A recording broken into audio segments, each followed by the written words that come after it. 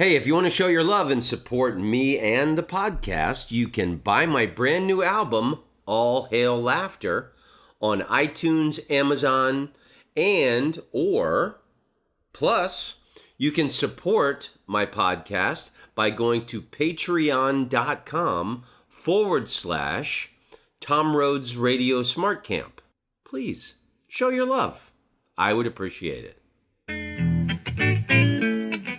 Hi, this is Tom Rhodes. Please join me as I scour the four corners of the earth to bring you interesting and intelligent, funny people who will enrich your life with wisdom and laughter. I'll take you to Europe, Australia, all over America. I might take you to the peaks of Machu Picchu, the canals of Amsterdam, the Great Wall of China, or the swamps of Florida, and certainly the many, many comedy clubs and comedy theaters all over the world. Come hang out with me and meet the many interesting people that pop up in my life as I travel the world as a stand-up comedian. You're listening to Tom Rhodes Radio. Karate kick, baby. Rock and roll.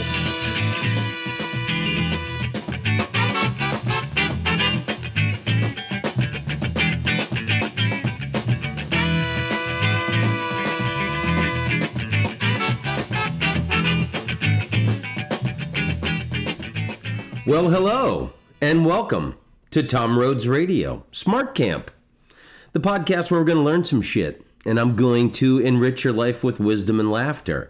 Hey, this episode is all about the life of Charlie Chaplin. And before I get started, I just want to paint a little picture and mention a few things to you, dear listeners.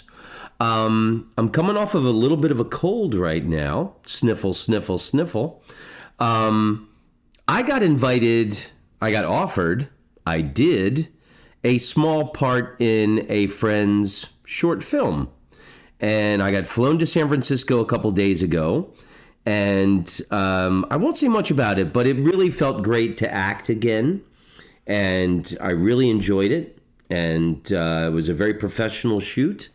I play this guy that gets robbed by, let's call him a ghetto rogue type individual, pulled a knife on me, and we shot on this Caltrans platform in San Francisco. The whole thing was shot in San Francisco, other than one scene that was done downtown Oakland.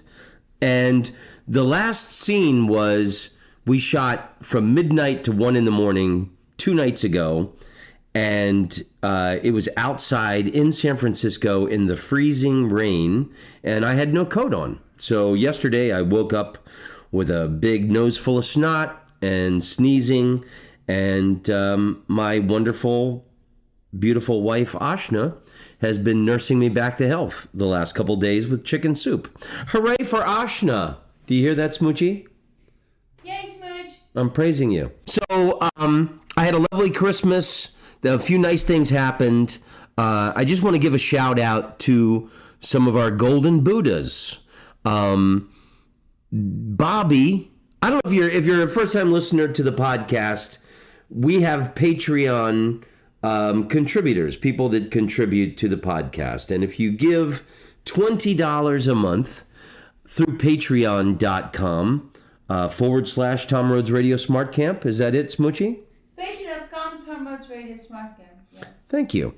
One of the benefits you get is I send you a postcard once a month from the exotic places that I travel. And in the end of December, everybody got their cards that I sent from Tokyo 3 months ago. And I want to thank all of my golden Buddhas. You're a golden Buddha if you're one of the people that contribute $20 a month. I want to thank everybody for not complaining to me. I didn't hear one word from anybody in October or the beginning of November saying, hey, man, you missed a month, asshole. Where's my card? But little did they know I had sent a card from Tokyo. And it's interesting that such an efficient place as Japan has such a shitty post office that it would take 3 months for these postcards. I could have just carried them back to the United States and mailed them when I got back. Anyway, and I wanted to tell this other story about Golden Buddha Bobby, who lives in Fort Myers, Florida, way down at the bottom of Florida. He sent me an email a few days before Christmas, a week before Christmas. He was going to be in Orlando and asked if I had any restaurant tips for him. And as it always is at Christmas time in Florida, I'm spending every moment I can with my mom. And I told my mom about the email when he sent it to me. And my mom said, "Oh, honey, why don't you just invite him over for dinner with us?" So I invited him over to my mom's house for dinner. And I know Bobby was thrilled, and I was thrilled, and my mom loves entertaining people, and we had a really wonderful, lovely time. And I know Bobby I had met last February when I played in Tampa, and he brought his mom to my show, and I got to meet his mom. So I knew he was a good human being, and he's a regular listener. And hey, Bobby, giving you a little shout out, like I said I would.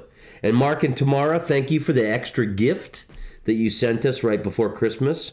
And just wonderful, lovely human beings listen to my podcast. So I just wanted to tell that cute story because I haven't told it yet. So let's talk about Charlie Chaplin, huh? A guy you would never call Chuck because he was very cultured and well-mannered later in his life. Charlie, or Sir Charles, I want to tell two quick stories that I forgot to tell when I did the episode about Switzerland and talked about the visiting Charlie Chaplin's house. I don't know where I read this, where I heard this, because I just finished reading Charlie Chaplin's My Autobiography. I've had the book for a few years, but I never read it. And after I went to Charlie Chaplin's home in Corsair-sur-Vevey, Switzerland, I couldn't get this book off my shelf quick enough and read it. So I burned through it in like a week. It's a nice, fat, thick book, beautifully written. And among his many accomplishments, writing this incredible autobiography, I loved going to his house and seeing the desk where he wrote his autobiography, as well as the last few scripts that he had. But the stories that I forgot to tell, which are not in his autobiography, not in anything I heard at his house or anything else I've read recently, getting ready for this episode, but I heard this years ago that when Charlie Chaplin became famous, he never wore the same pair of socks twice because he had been so poor in childhood, and the guy had a just abject poverty, excruciatingly painful and lonely childhood. We'll talk about that in a minute. But he only had one pair of socks and had to re-sew the holes in it. And he vowed when he got famous that he would never wear the same pair of socks twice. I told the story to somebody a few years ago, and they said, "Oh, I read that about Bill Cosby, too." Yeah, whatever. I feel bad for the women who had sex with Bill Cosby voluntarily, as you all know. And then the other story, the story that I love, that I don't know where I heard this, but Charlie Chaplin's big breakout film, he was already a star doing shorts when he first came to the United States, but the film that really just made him a worldwide star was The Kid. And Jackie Coogan played the kid. Sorry. Need a little sip of water. Oh my God. And I watched The Kid recently. I'm trying to watch the Chaplin films. It's great because I'm SAG. I'm getting all the films that are nominated for the SAG Awards. So Ashna and I right now in the last week are watching all of the best films. We're going to do an episode probably next week about the best films of 2017. Excuse me. That was a cold, not a nicotine lozenge. So we're going to do an episode about the best films of the year, probably next episode. But I'm I'm trying to watch all of Charlie Chaplin's movies right now. And I watched The Kid recently. And Jackie Coogan he's so heartbreaking and wonderful. This child actor is so good. And Charlie Chaplin talks about discovering him in the theater and all this in his autobiography. But the story that is not in his autobiography that I wanted to tell, Charlie Chaplin had been denied re-entry to the United States in 1952 because he was, he had communist sympathies. And in the McCarthy era, 1947, they were trying to purge the communists of Hollywood. And Charlie Chaplin was very much his own man. He's very honest about it in his autobiography, but he was not allowed to re-enter the United States, the most loved, universal human being on the planet Earth at that time. And he didn't come back to America until, I think it was 1972, 1971, when he was given this honorary Oscar. And it's the famous footage of Charlie Chaplin as an old man, and he comes on the stage at the Oscars, and everyone stands, and they give him a standing ovation, and he's so emotionally moved, he just keeps saying, "Oh, you beautiful people, you such beautiful people." I know Charlie Chaplin sounds a little bit like my mom, but, I only do two voices. Anyway, the story that I heard years ago was when Charlie Chaplin was back in Los Angeles for that Oscars thing. He was at some dinner, and Jackie Coogan, who was the kid in The Kid, here's a knowledge nugget for you. Did you know Jackie Coogan played Uncle Fester in the long-running hit television show, The Addams Family, about all those monsters? They were like in the 60s. It was a black and white comedy sitcom.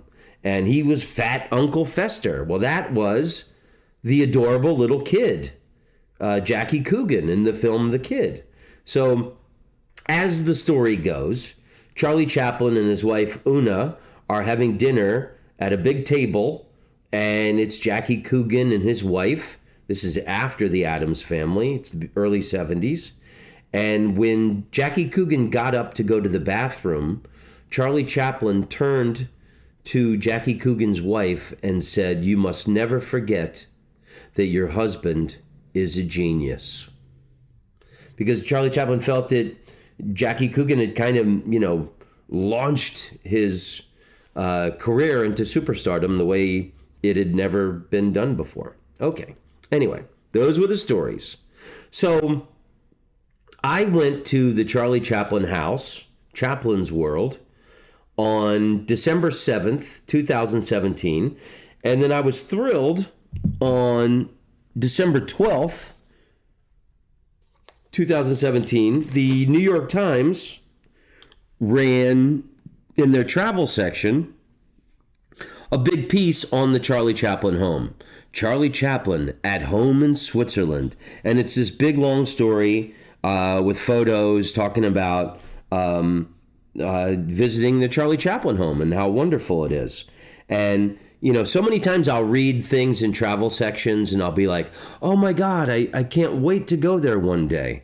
I had the strange, beautiful sensation of reading this less than a week after I had visited the home and thought, yeah, you know what? If it's a badass place in the world, Tom Rhodes has probably already been there. And I shouldn't talk about myself in the third person, but sorry, couldn't resist. I thought that was really great. The New York Times ran this piece. I've saved it. Can you hear it? And then on December 31st, 2017, Ashin and I were flying to San Francisco because I had a gig in Marin County. Should I mention that gig real quick?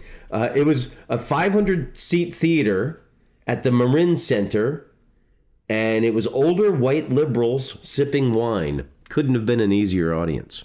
So flying up to San Francisco, I grabbed the New York Times, and here's this story about Charlie Chaplin, and it says, it's December 31st, page 14, Learning to Love and Loathe the Tramp.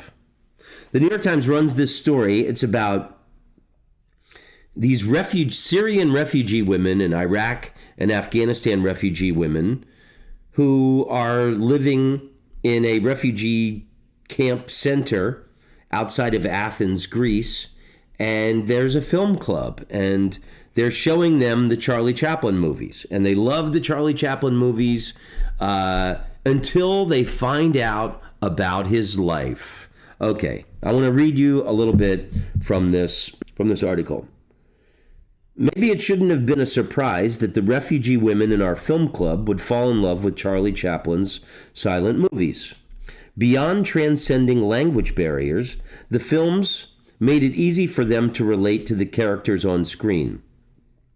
At the end of Modern Times, Chaplin's 1936 comedic masterpiece about the alienation and unemployment of the lower classes in an increasingly technological society, an orphan girl breaks down in tears on the side of the highway. "What's the use in trying?" she asks. Chaplin's tramp replies, "Buck up. Never say die. We'll get along." The two of them force smiles, clasp hands, and march into the sunrise. Classic, beautiful ending. So it talks about these women, these refugee women from the Middle East. Aziza, a Syrian mother of 2 children who watched the movie with her. "Their story is our story," she said. Blah-diddy-blah, blah-diddy-blah.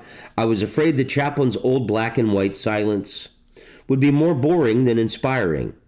But our audience's nonstop giggling, raucous laughter, and sometimes tears brought the screenings to life. In a once elegant but now dicey neighborhood of Athens, we were a room of people with different backgrounds, customs, and tongues. But we all had an infectiously good time watching his films." Well, why not just leave the article at that then? It was during one of the screenings that the Harvey Weinstein accusations made the news and opened a discussion about whether our judgment of a film could change based on the behavior of its makers. Chaplin himself displayed a different face on screen. He was a Weinstein of his time. Hey, fuck you, New York Times. And who wrote this? Dov Barbanel. Hey, fuck you, Dov Barbanel. Harvey Weinstein is, I don't, and I want to talk about that because it's so, are you here now? Yeah, who said that?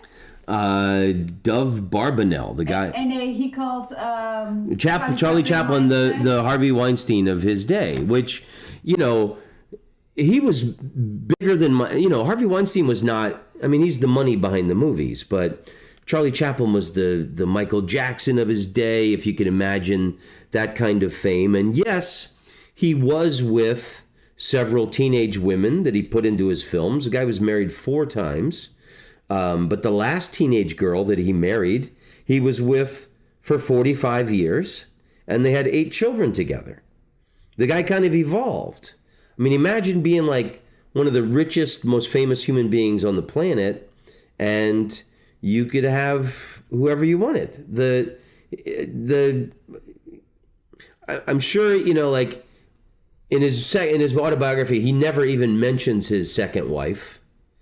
Which is interesting. I think she divorced him for mental cruelty. And then he never mentions Stan Laurel, who he was like one of his best friends who he toured the vaudeville circuit with when he first came to the United States. But, to judge people today by today's standards, back then, I think this article is leaving out a big chunk of information. So let me keep reading. But this is in the 1800 something. Charlie Chaplin is when? He did in the 1910s, right? 1911, and up into when 1936 was Modern Times. So didn't everybody? I mean, that in that time it was pretty normal, to marry young. That's my mom. True, and got married when she was 16 or something. Yeah. Ridiculous. So. And electricity was a new thing back then. The fucking telephone was like people wouldn't keep it in their house.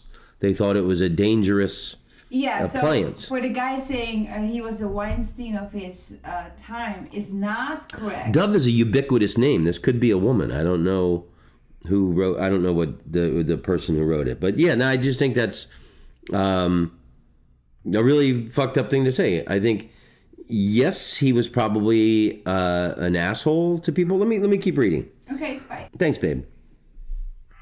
It was during one of the screenings that the Harvey Weinstein accusations made the news and opened a discussion about whether our judgment of a film could change based on the behavior of its makers. Chaplin himself displayed a different face on screen. He was a Weinstein of his time, a man who shared many traits with the oppressors of the refugee women in film club. And now these women are coming from the Middle East. They were married off early by their mother and father, treated like goats or cattle. I think that's, and especially reading Charlie Chaplin's autobiography, the guy may have been a womanizer, but he absolutely loved women. And, I think, I don't know. It's to compare him to the oppressors of women in Syria, Iraq, and Afghanistan is a little bit of a stretch. It's pretty sensational, Dove, don't you think? Yeah, and you know what? I love the New York Times, and I kind of chuckle every time Donald Trump calls New York Times the failing New York Times. It's like such a stupid thing to say. It's such an American institution. And, I like the Wall Street Journal for the same reason as I like the New York Times. The New York Times is a liberal slant, but excellently written articles. Not all of it, some of it's tedium. But the Wall Street Journal is a conservative paper, but also has excellently written articles. And they write a lot about art and art. I like the Washington Post. And the Washington Post, of course. So, anywho. He was a Weinstein of his time, a man who shared many traits with the oppressors of the refugee women in film club. That's such a fucked up thing to say. He was a relentless womanizer who fathered 11 children and had 4 much younger wives, 2 of whom were teenage actresses he married to avoid pregnancy scandals. Okay, so... Didn't they all do that at that time? There was no pill. Right. Yeah, no birth control. But 8 of those 11 children were with his last wife, Una. And all of those kids appeared to be very happy in the home movies I saw at the Chaplin house. How many children do you have? 11. What is a soccer? That's a soccer team, right? Oh my God. His first wife, Mildred Harris, divorced him for mental cruelty, saying that he was short-tempered, impatient, and treated me like a cretin. His second wife, Leda Gray, described Chaplin's treatment of her as inhumane. During her divorce, women's clubs pushed some states to bar his films. Marlon Brando wrote that Chaplin was probably the most sadistic man I ever met, recounting how the director had repeatedly bullied and humiliated his own son, Sidney, on the set. Well, what's that? The Countess of Hong Kong? Probably the shittiest movie Chaplin made, and it was starring Sophia Loren and Marlon Brando. Anywho, many of the refugee women I work with have experienced forced marriages, objectification, and abuse. Their situations are not nearly the same as that of Chaplin's wives. Oh, thanks for pointing that out, that they weren't gang raped in Afghanistan or sold like goats. That's very thoughtful of you, Dove. Still, when they connect with films that turn out to be made by a person whose behavior towards women has a lot in common with their persecutors, does it then become a cruel joke, as some people might consider Mr. Weinstein's support for feminist causes? Or has the flow of time somehow washed away the tramp's dirt, as the real people involved pass away and the ghostly image of a perpetually mustachioed saint remains on screen? Okay, then. Oh, after learning about how he treated his wives, some women declared Chaplin a liar and said his behavior changed what they thought of his films. "I wish you hadn't told me," said Eunice, a 16-year-old from Kenya, who always sat in the front row. Others said they could make a distinction between the films and Chaplin's personal life. Such a goofy article, man. Many of Chaplin's best gags have to do with the tramp getting lost in time, repeating the same actions without reason. It's as if the tramp lives only in the moment, separate from the real past and the real future. Likewise, the refugee women in Film Club find reason in their lives by framing stories from moments on an uncertain journey. The joy and solace they get from films comes from discovering themselves in the work. Well, yeah. I thought that was a very unfair the way they painted Charlie Chaplin. So,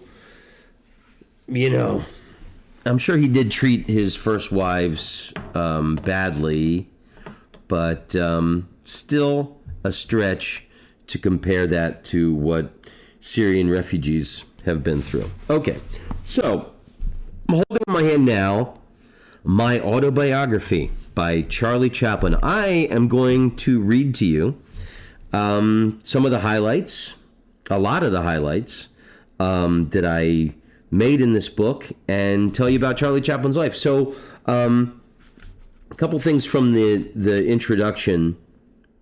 As it was, Chaplin's career was still to suffer a further turn of destiny. His seemingly impregnable position as a world celebrity and universal idol was undermined by American paranoia of the Cold War era. At the start of the 1950s, he came to feel that I had the acrimony and hate of a whole nation upon me. My prodigious sin was being a nonconformist. Although I am not a communist, I refuse to fall in line by hating them. His punishment was virtual exile from the United States that lasted until the end of his life. So the media, ran all these things about Charlie Chaplin's life, about the young brides that he had, and his communist sympathies, which I will explain to you later. The whole mood of the United States turned against this guy by the early 50s, and pretty much most people in the United States hated his guts. And here's a guy who was rich during the Great Depression.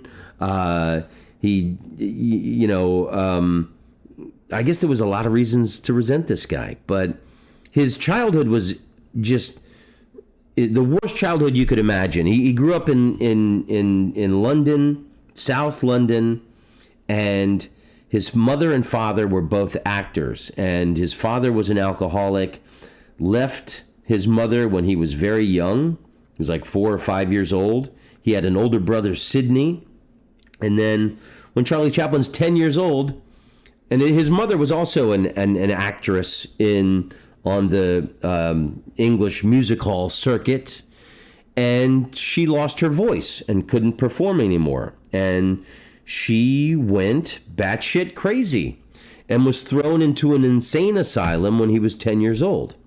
So he and his brother were put into an orphanage work camp prison, like Charles Dickens level poverty. And that's why it was so easy for him when he was making The Kid to write a story about an orphan child and, him like the homeless tramp, and they're making ends meet by, there's an adorable scene in the Kid where Jackie Coogan, the kid, he's this little kid and he's going around, he's throwing rocks into the windows, and then Charlie Chaplin comes walking up with plates of glass to repair the windows, and that's how they're making money. They're little schemers, they're little shysters, criminals, if you will.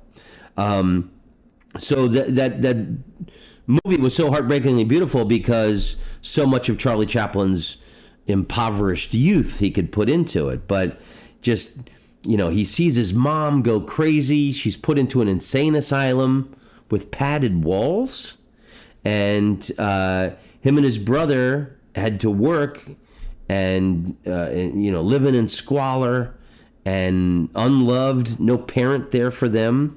And then as teenagers, they start working in the Dan Leno, Fred Carno English music hall vaudeville circuits. And then that's how they lifted themselves out of poverty.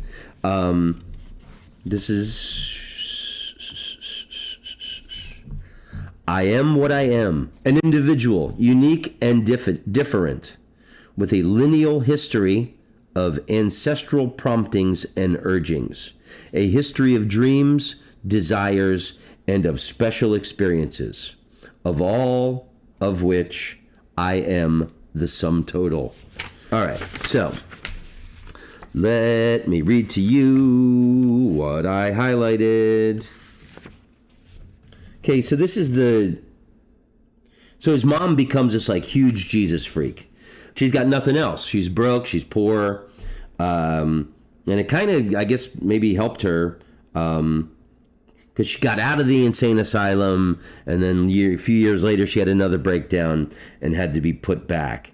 So here's Charlie Chaplin's telling the story about his mom reading to him the Bible, and she says, "Don't you see," said Mother, "how human he was? Like all of us, he too suffered doubt. Mother had so carried me away that I wanted to die that very night and meet Jesus. But Mother was not so enthusiastic. Jesus wants you to live first and fulfill your destiny here," she said. In that dark room in the basement at Oakley Street, Mother illuminated to me the kindliest light this world has ever known, which has endowed literature and the theater with their greatest and richest themes: love, pity, and humanity. I love the way he writes. And he reflects a lot too. I love how there's times in the book where he'll stop for like a page and a half and talk about the process of making films and theater and being a comedian. Those were some of my favorite parts of the book. History was a record of wickedness and violence, a continual succession of regicides and kings murdering their wives, brothers, and nephews. Geography merely maps. Poetry nothing more than exercising memory. Education bewildered me with knowledge and facts in which I was only mildly interested. Well, hang in there, Charlie. Okay, page 46. Cinderella was a great success, and although Marceline had little to do with plot or story, he was the star attraction. Years later, Marceline went to the New York Hippodrome, where he was also a sensation. But when the Hippodrome abolished the circus ring, Marceline was soon forgotten. In 1918 or thereabouts, Ringling Brothers' three-ring circus came to Los Angeles, and Marceline was with them. I expected that he would be featured, but I was shocked to find him just one of many clowns that ran around the enormous ring. A great artist lost in the vulgar extravagance of a three-ring circus. I went to his dressing room afterwards and made myself known, reminding him that I had played cat at the London Hippodrome with him, but he reacted apathetically. Even under his clown makeup, he looked sullen and seemed in a melancholy torpor. A year later in New York, he committed suicide. A small paragraph in the papers stated that an occupant living in the same house had heard a shot and found Marceline lying on the floor with a pistol in his hand and a record still turning, playing Moonlight and Roses. Many famous English comedians committed suicide. T.E. Dunville, an excellent funny man, overheard someone say as he entered a saloon bar, "That fellow's through." The same day, he shot himself by the River Thames. Mark Sheridan, one of England's foremost comedians, shot himself in a public park in Glasgow because he had not gone over well with the Glasgow audience. Frank Coyne, with whom we played on the same bill, was a gay, bouncy type of comedian, famous for his breezy song, "You won't catch me on a Gigi's back again. It's not the kind of horse that I can ride on. The only horse I know that I can ride is the one the missus dries the clothes on." Offstage, he was pleasant and always smiling. But one afternoon, after planning to take a drive with his wife in their Pony and Trap, he forgot something and told her to wait while he went upstairs. After 20 minutes, she went up to see what was causing the delay and found him in the bathroom on the floor in a pool of blood, a razor in his hand. He had cut his throat, almost decapitating himself. Wow. It's not pretty when the good times end for the comedian. The tears of a clown when no one's around. Sniff, sniff. Okay, page 67. She would read to me. Okay, this is his mom. It's such a heartbreaking story with his mom and poverty, and then she gets out of the nut house. And anyway.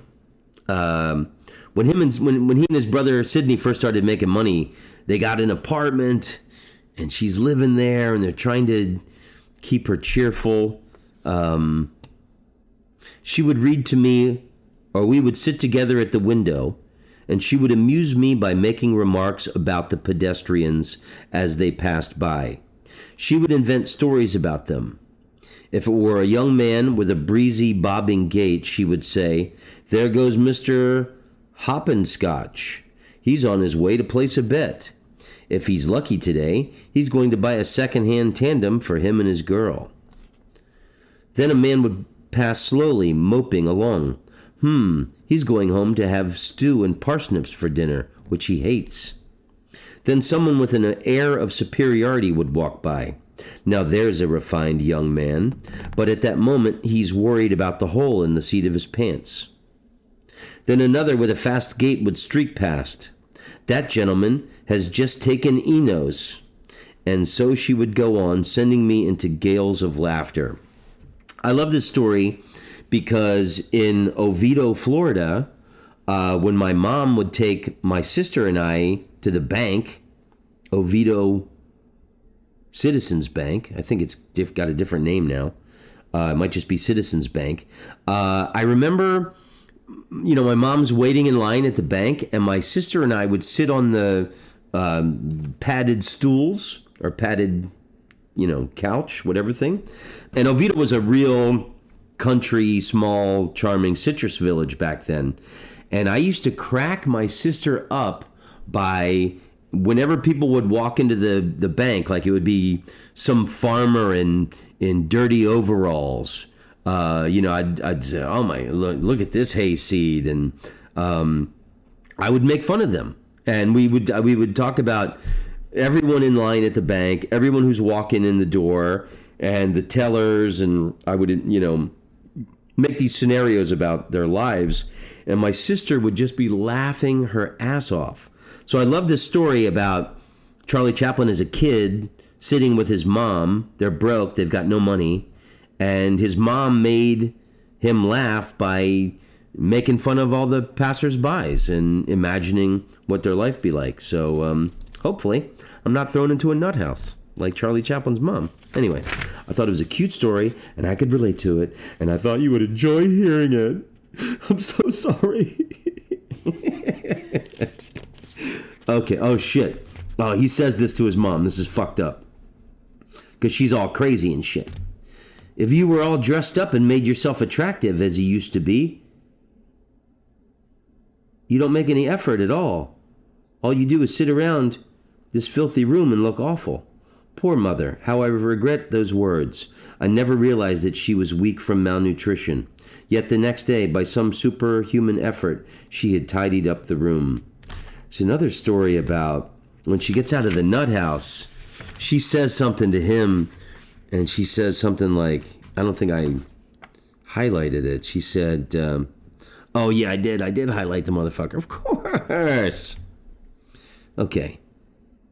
The doctor told Sydney afterwards that her mind was undoubtedly impaired by malnutrition and that she had required proper medical treatment, and that although she had lucid moments, it would be months before she completely recovered.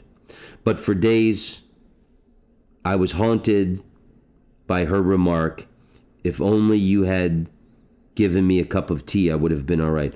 Okay, where is that? So when she got out of the nut house, she told him, if only you had given me a cup of tea, I would have been all right. Yeah, there it is. Eventually she went, and we were left alone. Although Sydney tried to cheer Mother up, telling her of his good fortune and the money he had made, and his reason for having been away so long, she just sat listening and nodding, looking vague and preoccupied. I told her that she would soon get well. Of course, she said dolefully. If only you had given me a cup of tea that afternoon, I would have been all right. That's what his crazy mom told him when he got out of the nut house. When she got out of the nut house, and they were talking about the day that she was taken away and put into the nut house.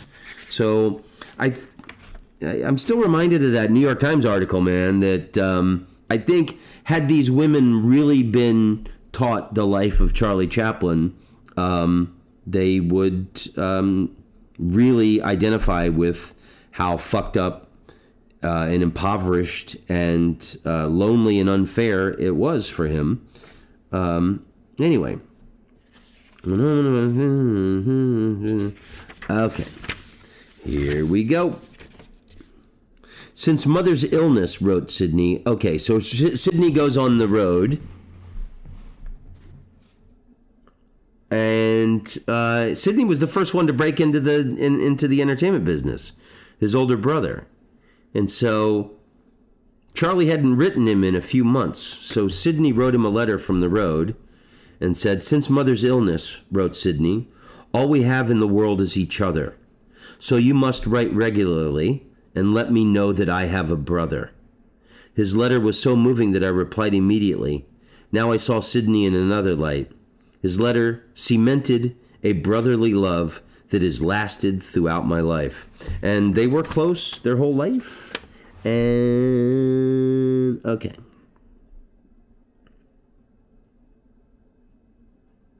Oh, wow. So this is Charlie Chaplin goes on the road. And he's playing all over England. And they got a little money. And Mom's in the nut house.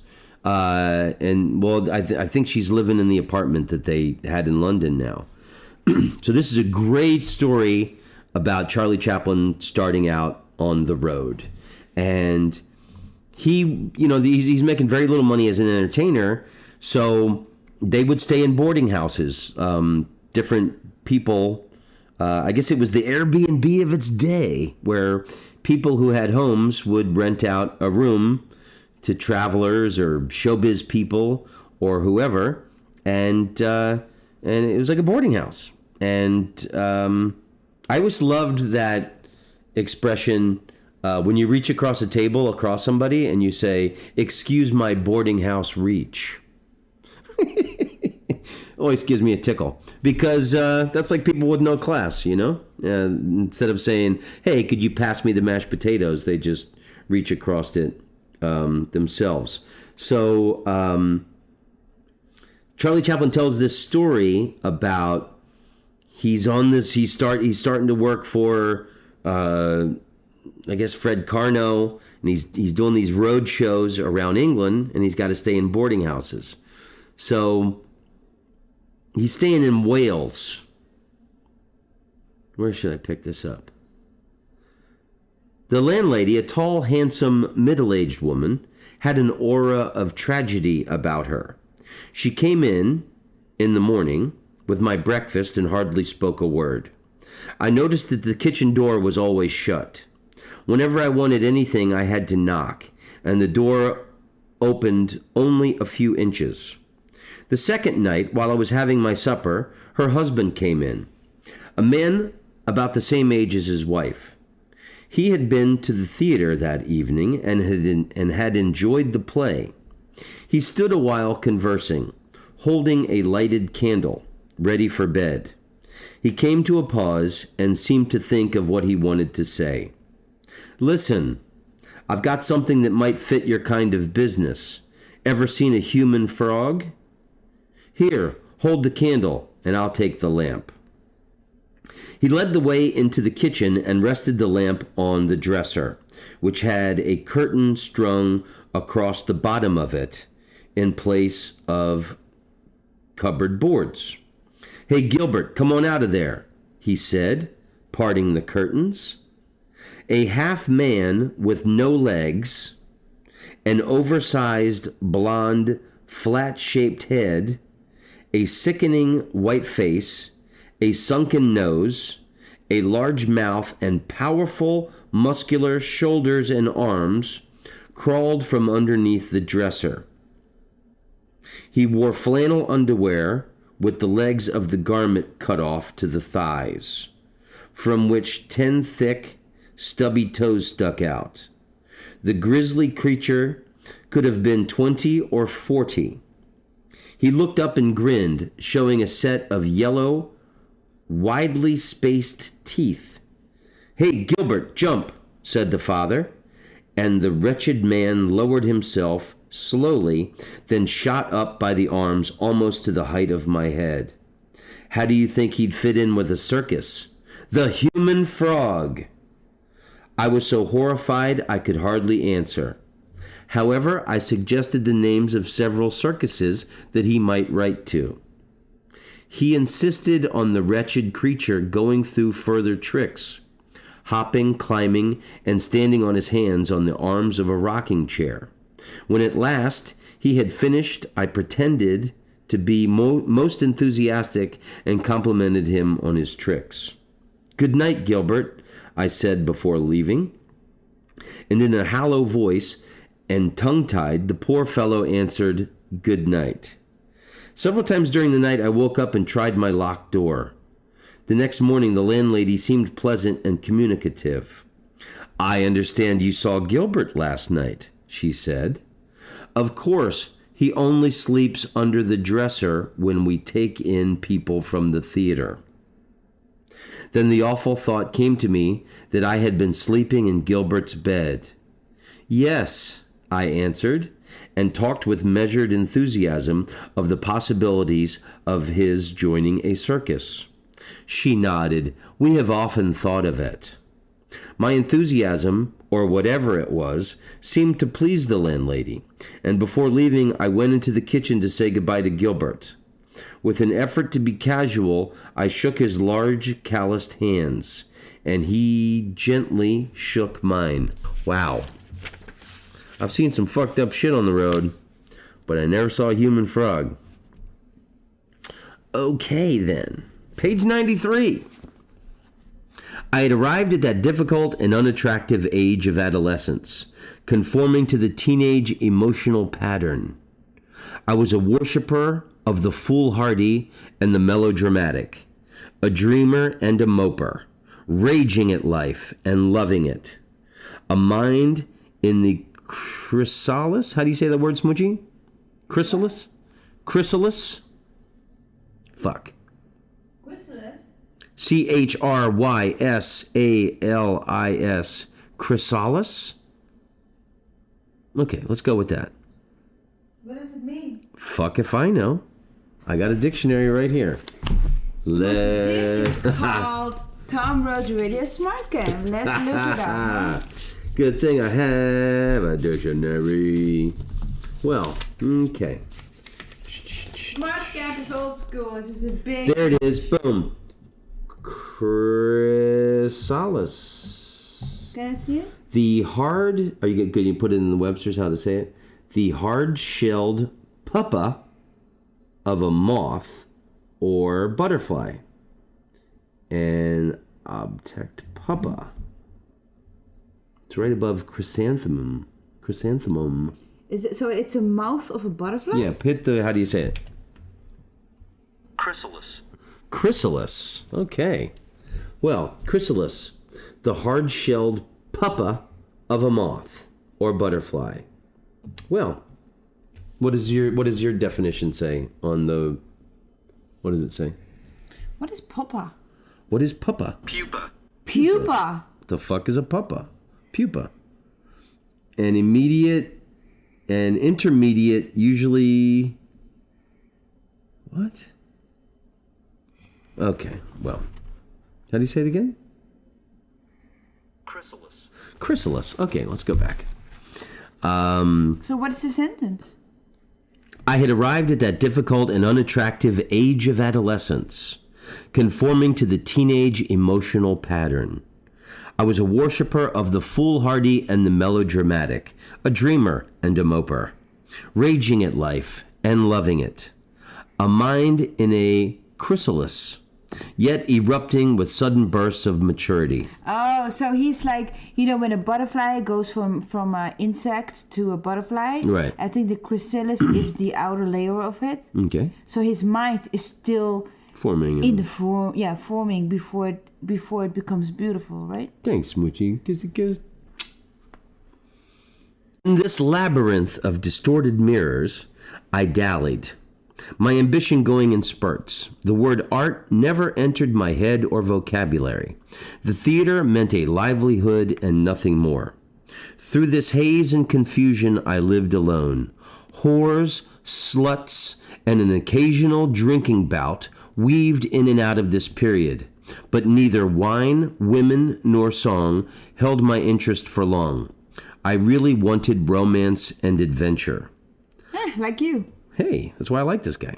I can well understand the psychological attitude of the teddy boy with his Edwardian dress. This is now he's digressing again. In England in the 50s was the teddy boys who dressed, you know, kind of like that greaser Elvis look, or they wore like kind of Victorian Edwardian clothes, like really to stand out, and they wore really slick hair.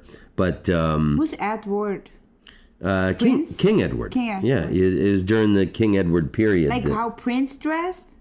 With No, his, if you'd have to look up what the Teddy Boys in the 50s looked like. They had really flamboyant clothes that they would wear, like meticulous and, you know, old England way of dressing. You got it? Edwardian teddy boy. See? It's not that crazy. Yeah, well, I mean, they were dandies. So what is he saying? Okay, I can well understand the psychological attitude of the teddy boy with his Edwardian dress. Like all of us, he wants attention, romance, and drama in his life.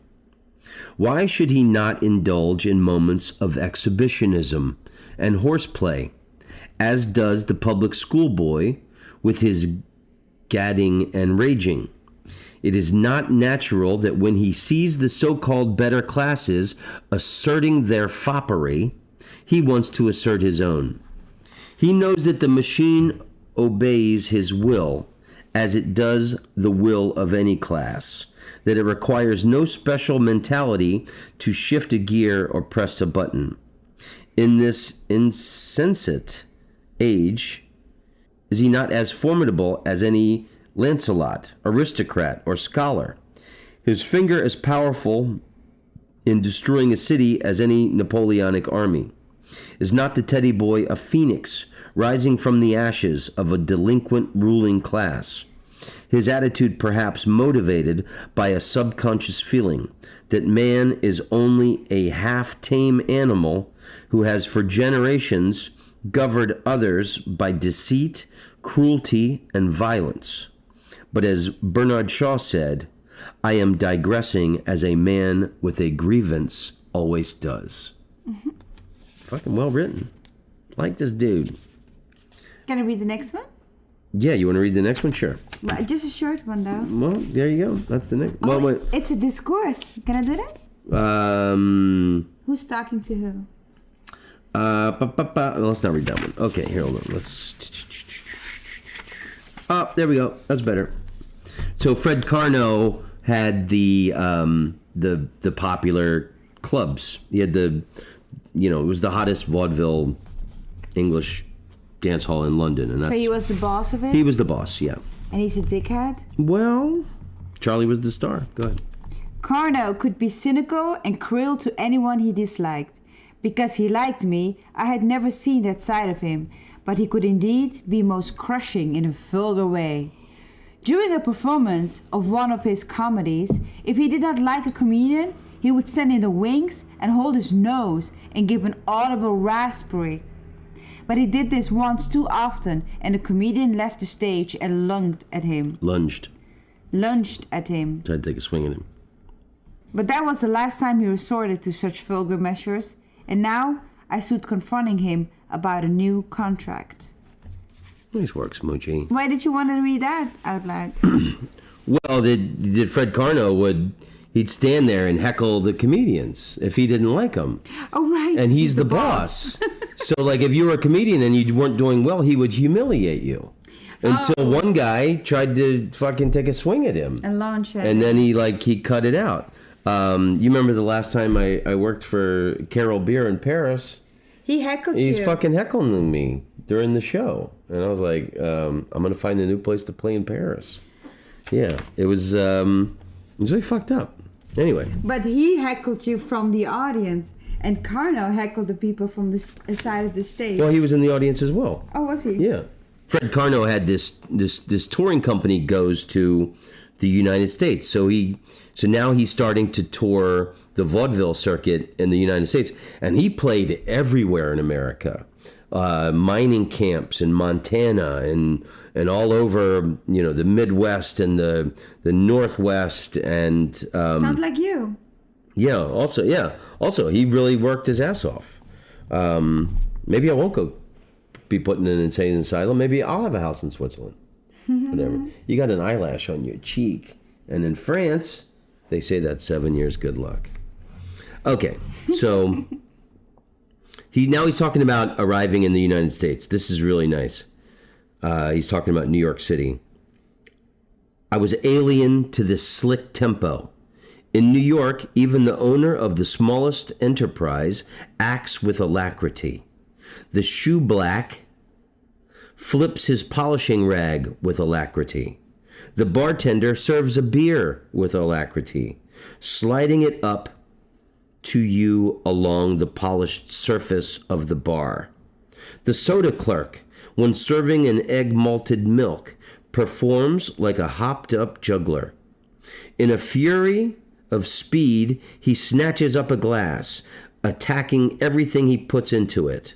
Vanilla flavor, blob of ice cream, 2 spoonfuls of malt, a raw egg, which he deposits with 1 crack, then adding milk, all of which he shakes in a container and delivers in less than a minute. I love it. So? Okay, so... Alacrity. Promptness in response. Cheerful readiness. Accepted... The invitation. He accepted the invitation with alacrity. Nice.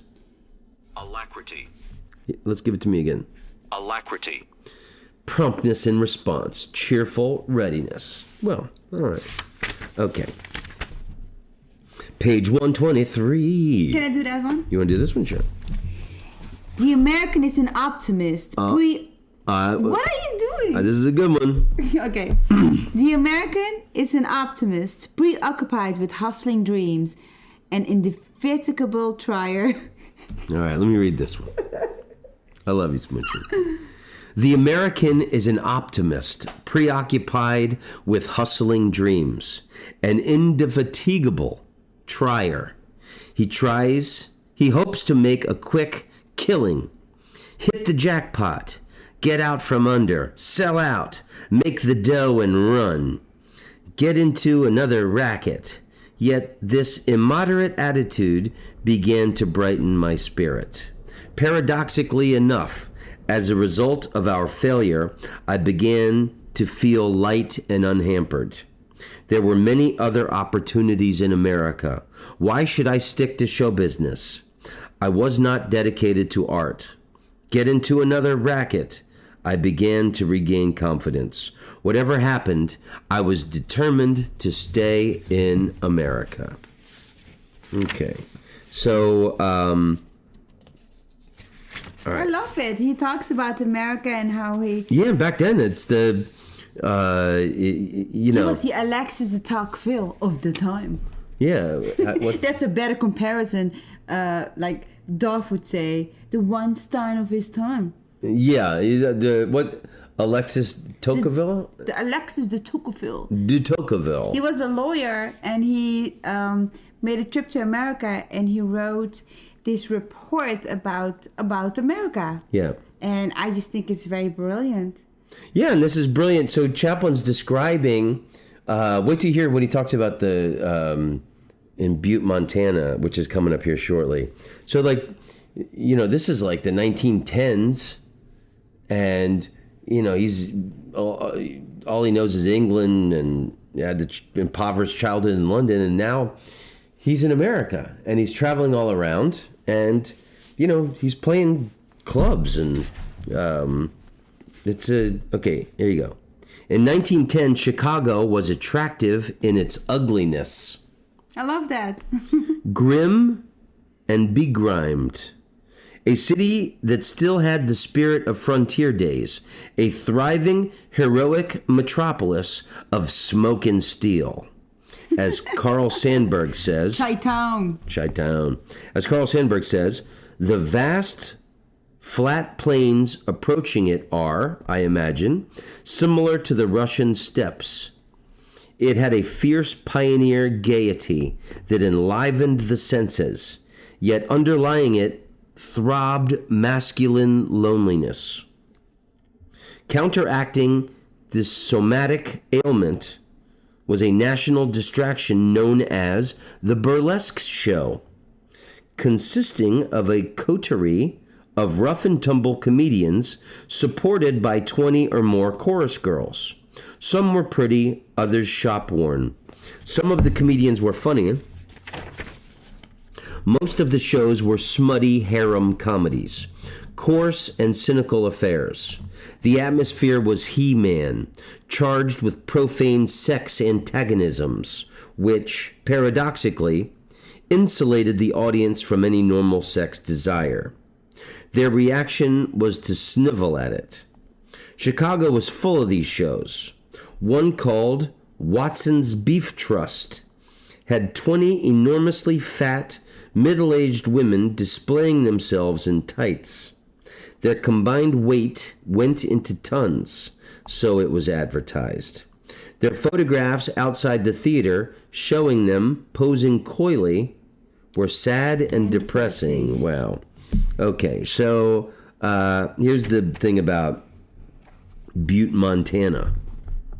And we've been to Butte. Can I read it? Yeah, go ahead. The red light district of Butte, Montana consisted of a long street and several by-streets containing 100 cribs in which young girls were installed ranging in age from 16 up for $1. Butte boasted of having the prettiest women of any red light district in the Middle West. And it was true. If one saw a pretty girl smartly dressed, one could rest assured she was from the red light quarter doing her shopping. Off duty, they looked neither right nor left and were most respectable. Years later, I argued with Somerset Maugham about his Sadie Thompson character in the play Rain.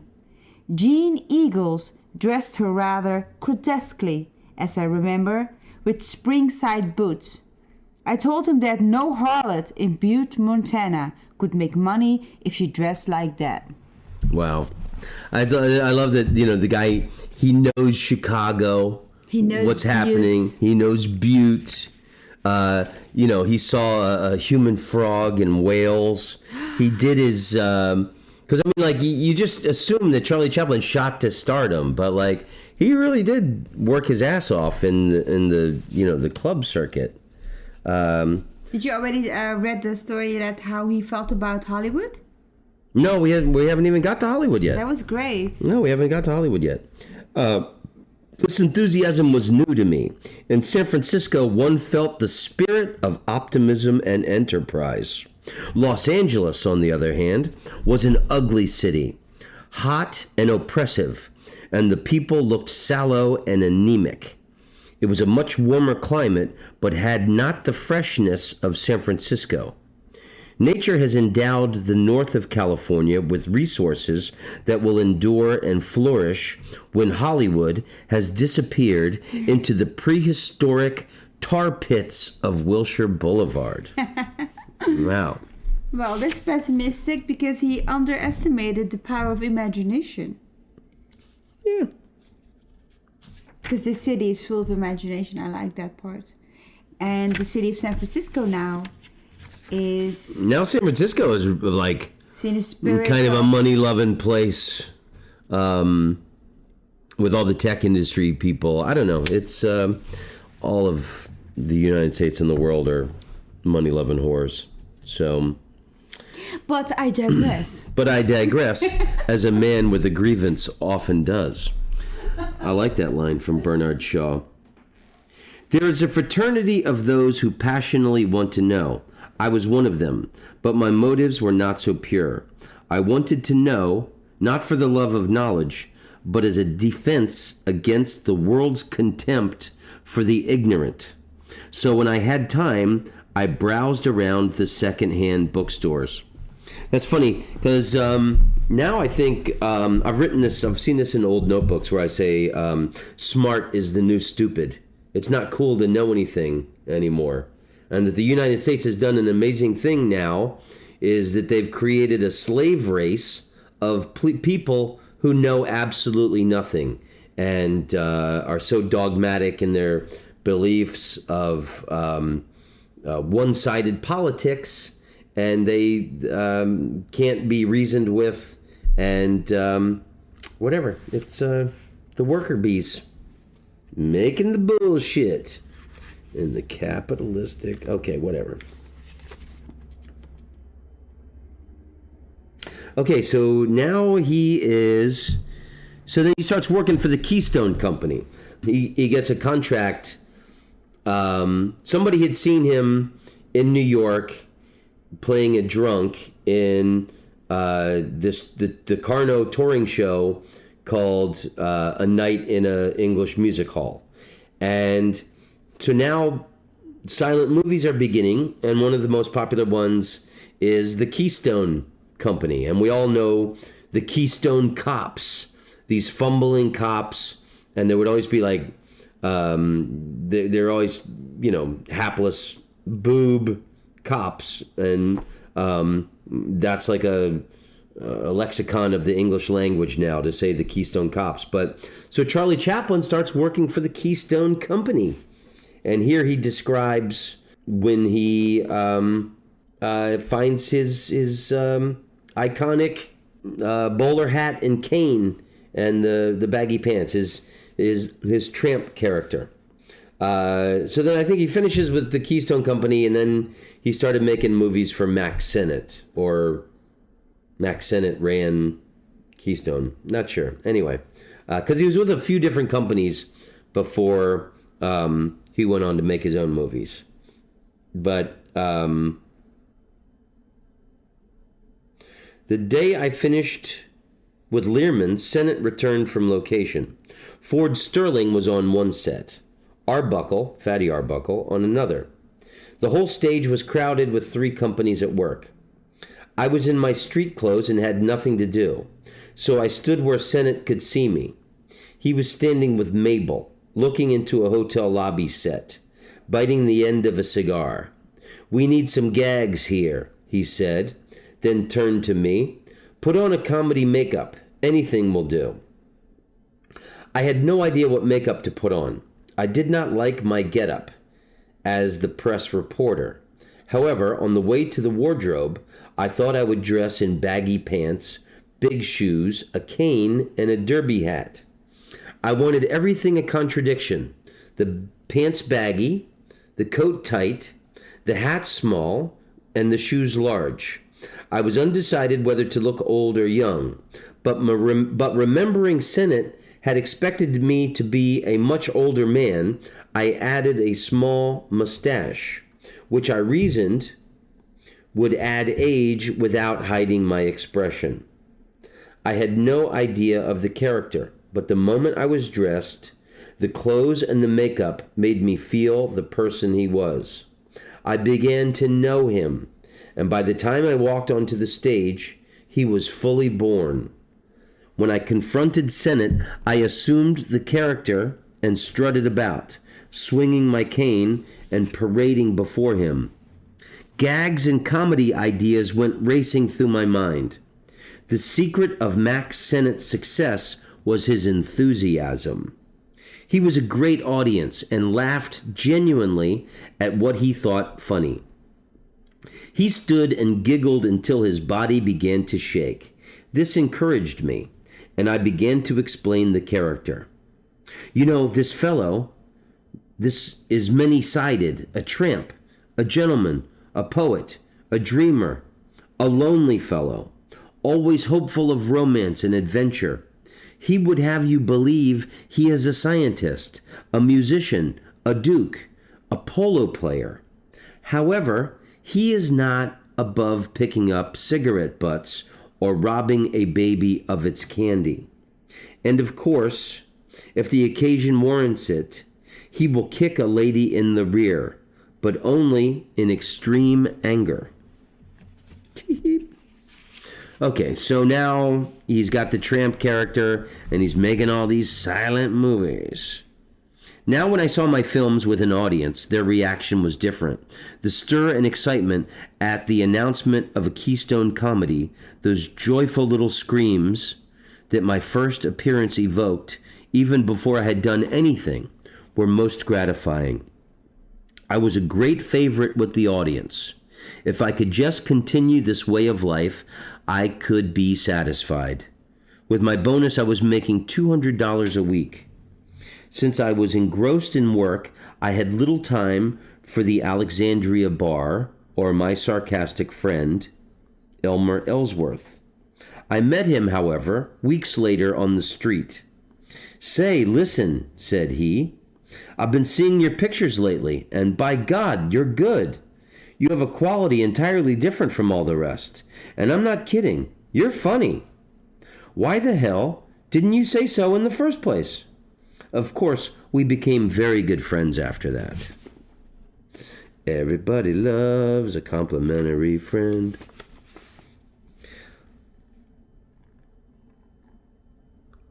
Charlie Chaplin told Max Sennett, "All I need to make a comedy is a park, a policeman, and a pretty girl."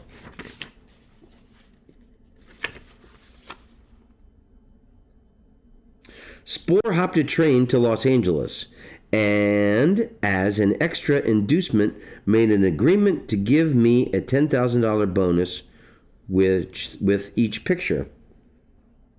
With the stimulus, my health improved. Okay, that's not what I wanted to fucking read. The future, the wonderful future. Where was it leading? The prospects were dazzling, like an avalanche.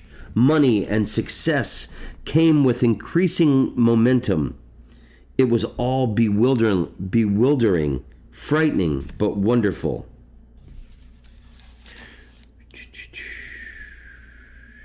When he heard that I was going to New York at the completion of my picture, he gave me some excellent advice. "You've made a remarkable success, and there's a wonderful life ahead of you, if you know how to handle yourself. When you get to New York, Keep off Broadway. Keep out of the public's eye.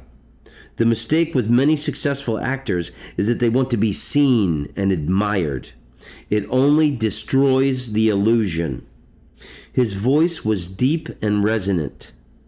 You'll be invited everywhere, he continued, but don't accept. Pick out one or two friends and be satisfied to imagine the rest. Many a great actor has made the mistake of accepting every social invitation. John Drew was an example.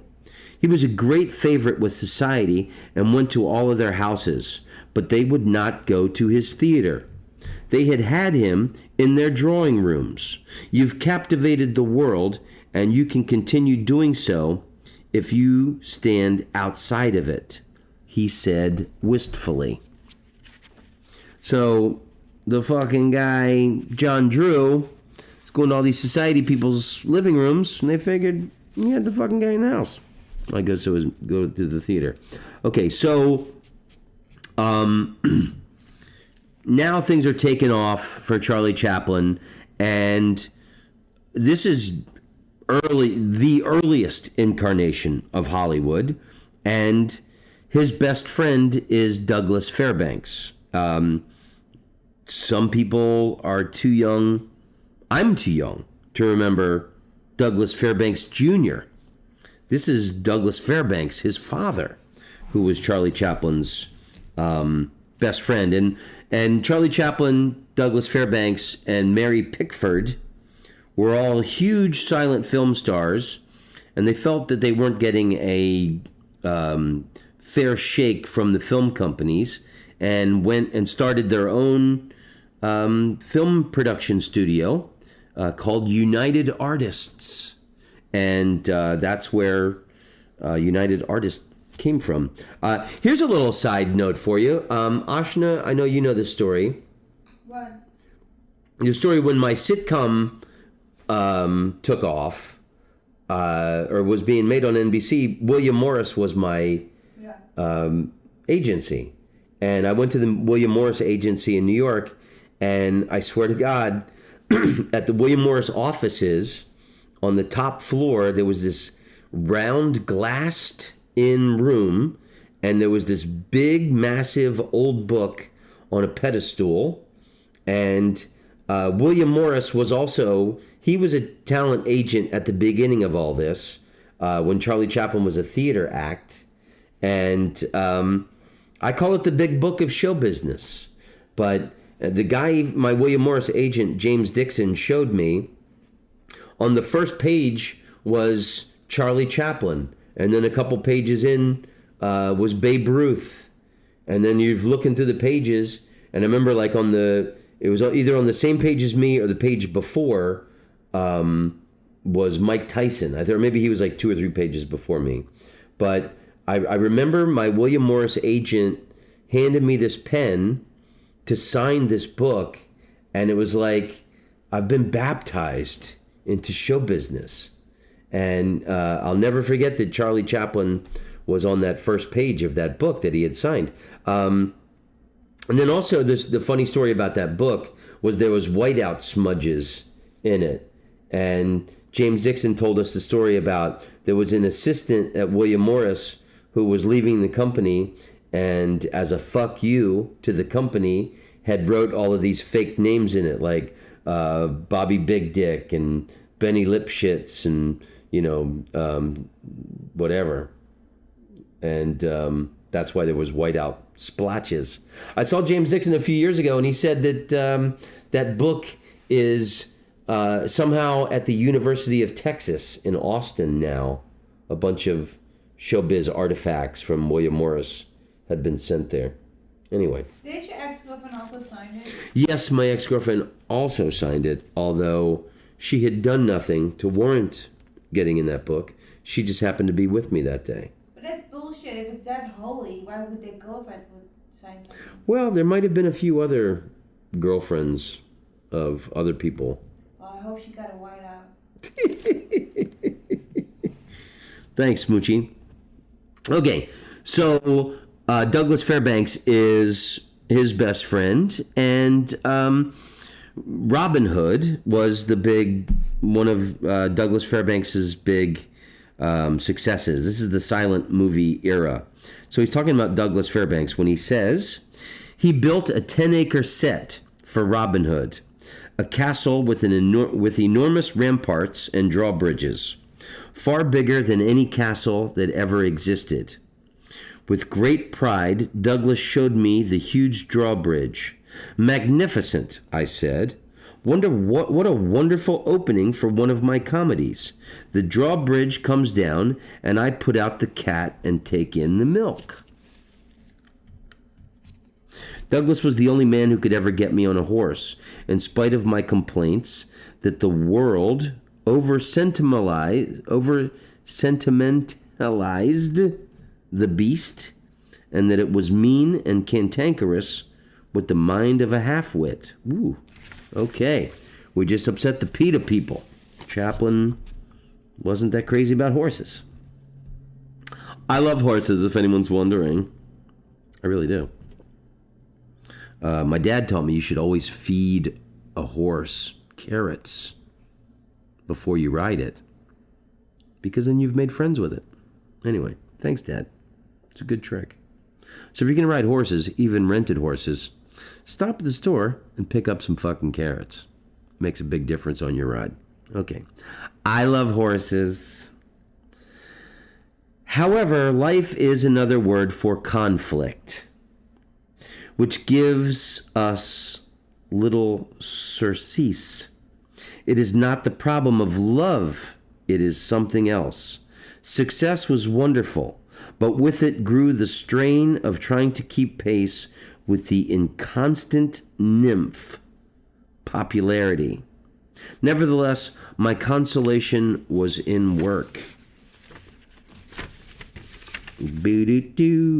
A well-known lady novelist, hearing I was writing my autobiography, said, "I hope you have the courage to tell the truth."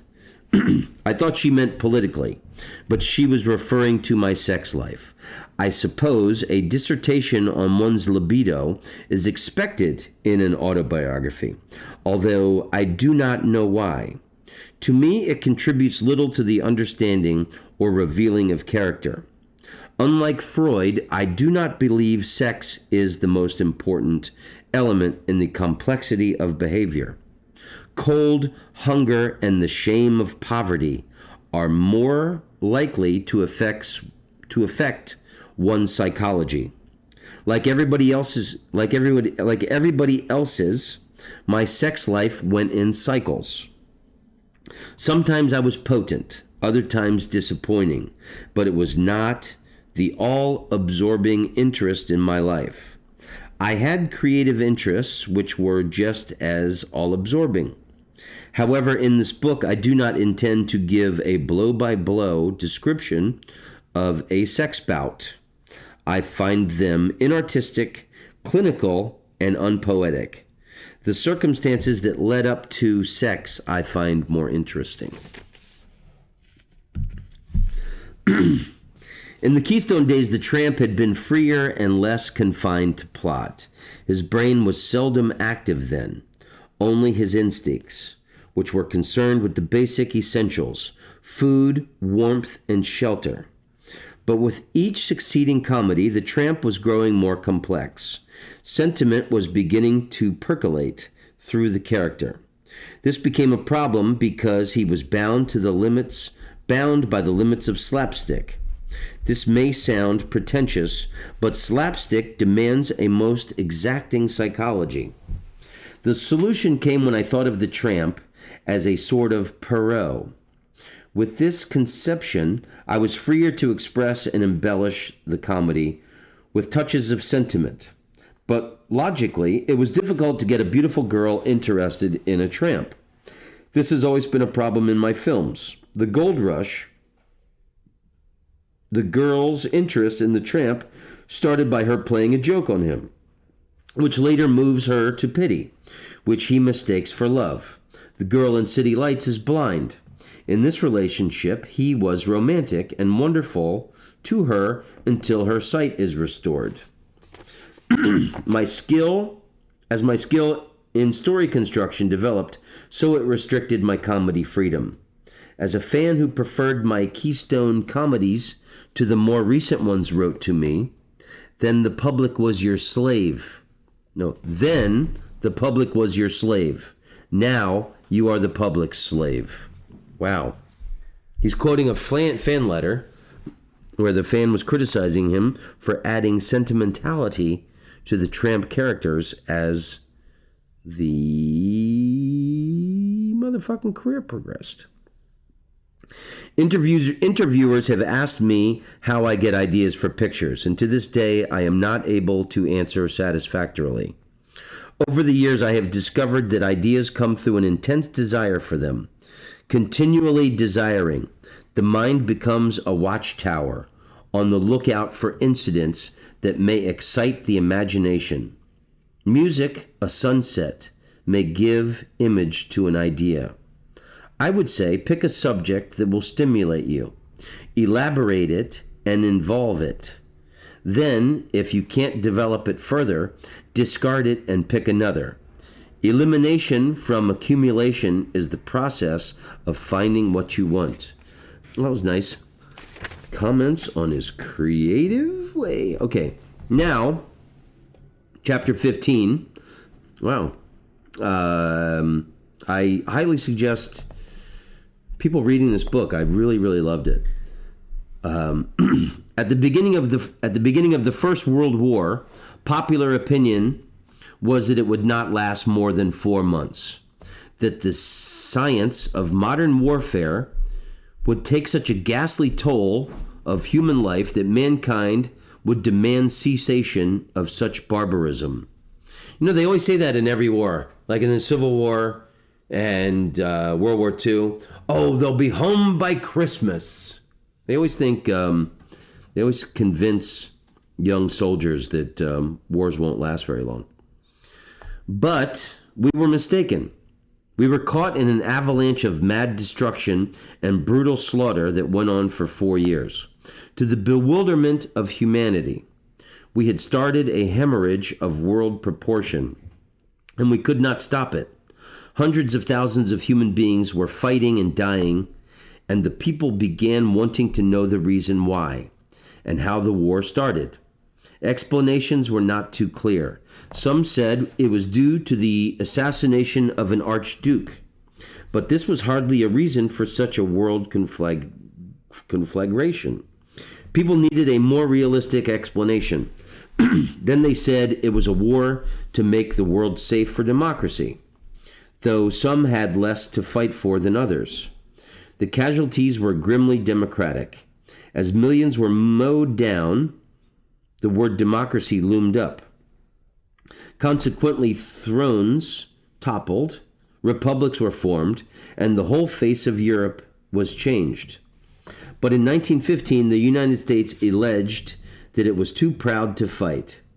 This gave the nation its cue for the song, "I Didn't Raise My Boy to Be a Soldier."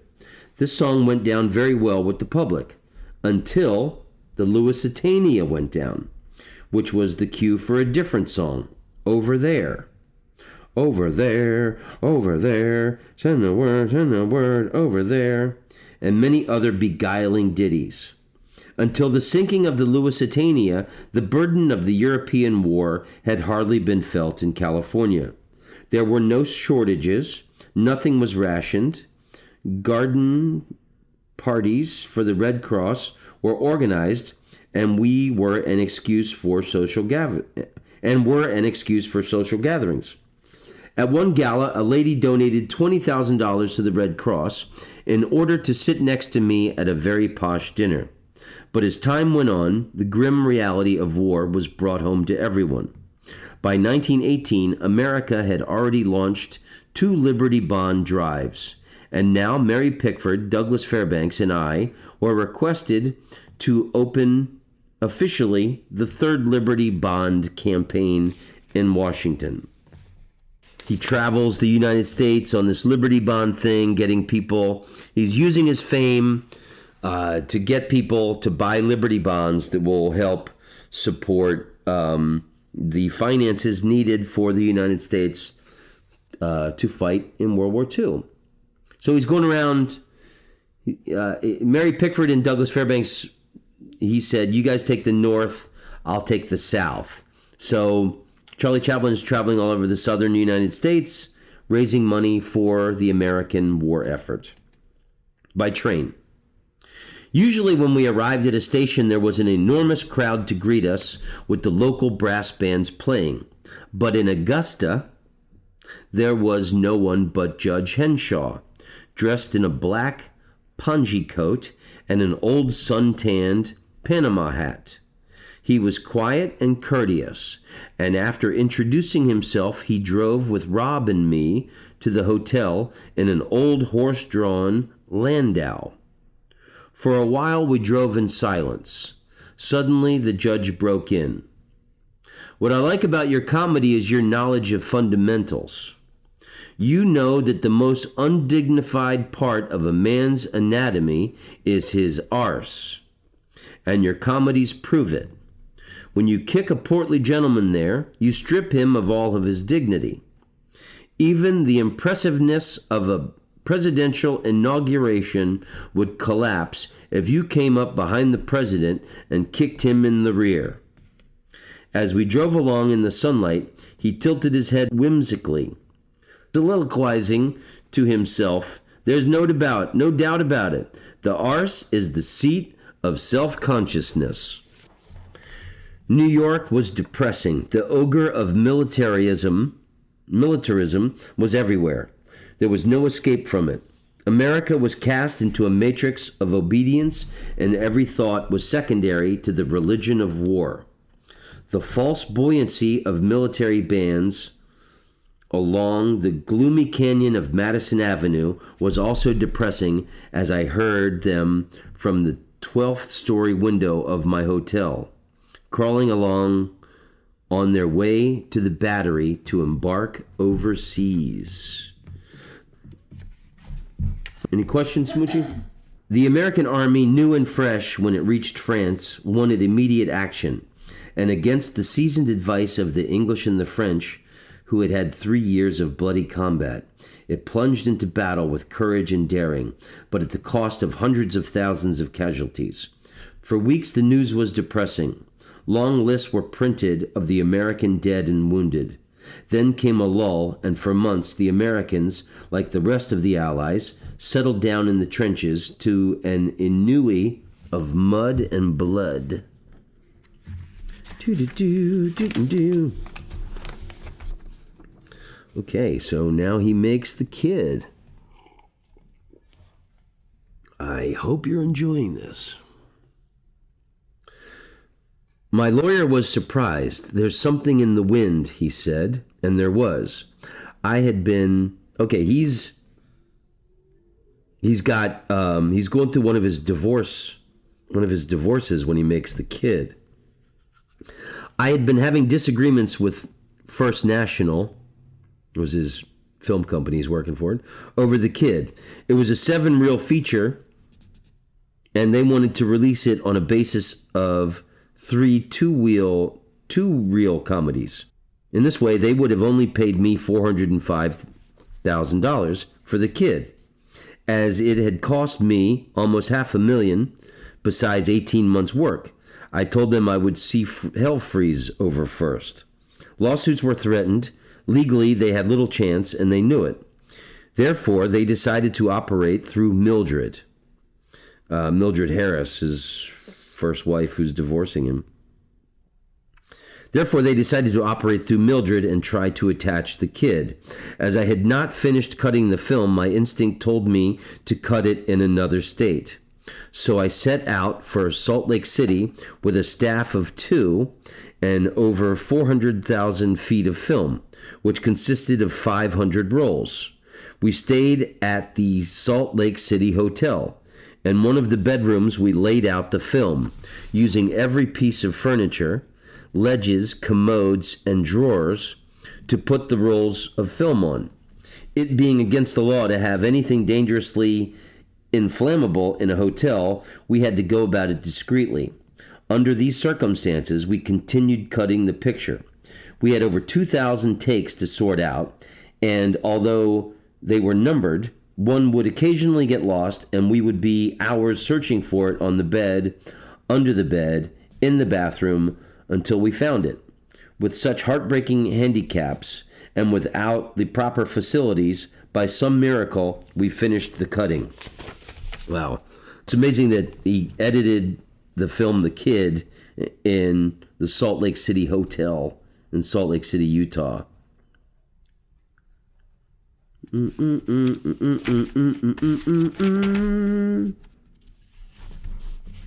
Page 244. Many comedians, clowns, and crooners, in capering through success, arrive at a point of wanting to improve their minds. They hunger for intellectual mana. The student shows up among the unexpected. Tailors, cigar makers, prize fighters, waiters, truck drivers. Anyone can teach you anything or something important. At a friend's house in Greenwich Village, I remember talking of the frustration of trying to find the precise word for one's thoughts, saying that the ordinary dictionary was inadequate. Surely a system could be devised, I said. A lexicography, charting ideas. What are you doing? Lexicographically. Charting ideas from abstract words to concrete ones, and by deductive and inductive processes, arriving at the right word for one's thoughts.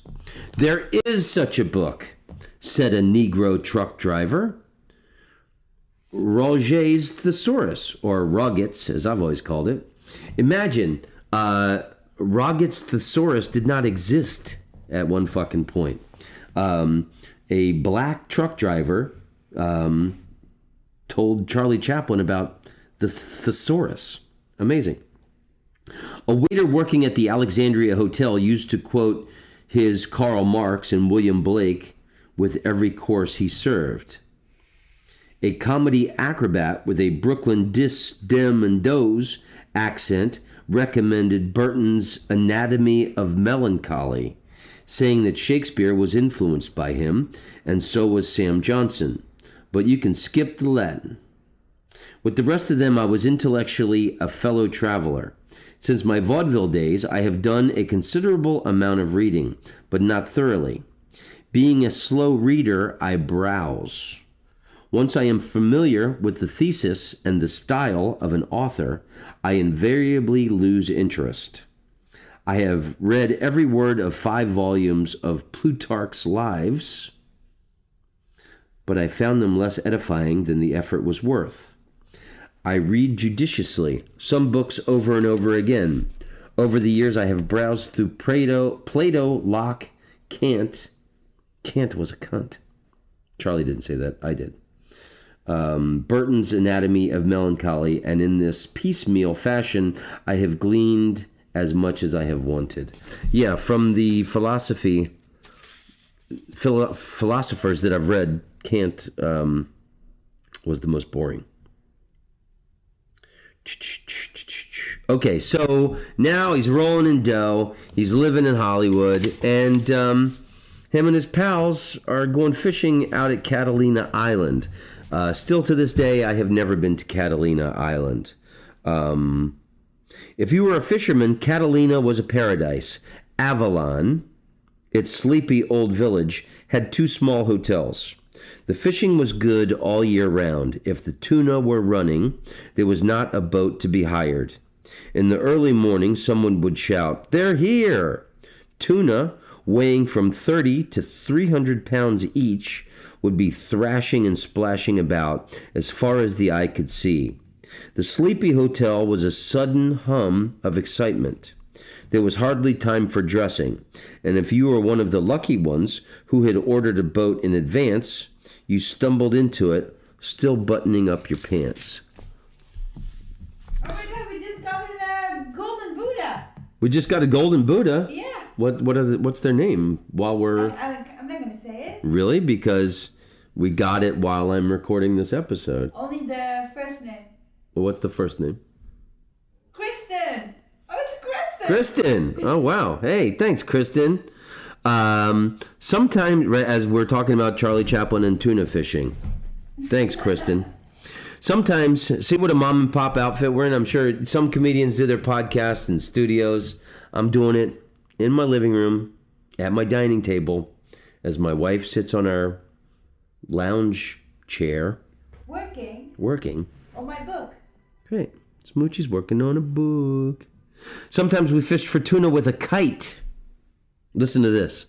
Sometimes we fished for tuna with a kite, which was attached to the line and held the bait.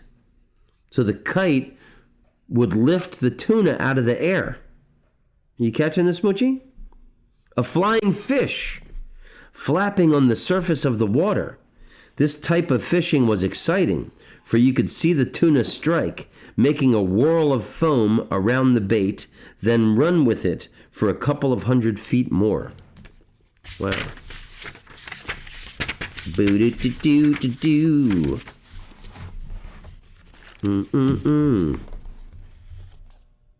Okay, so he goes back to London, and he takes the taxi.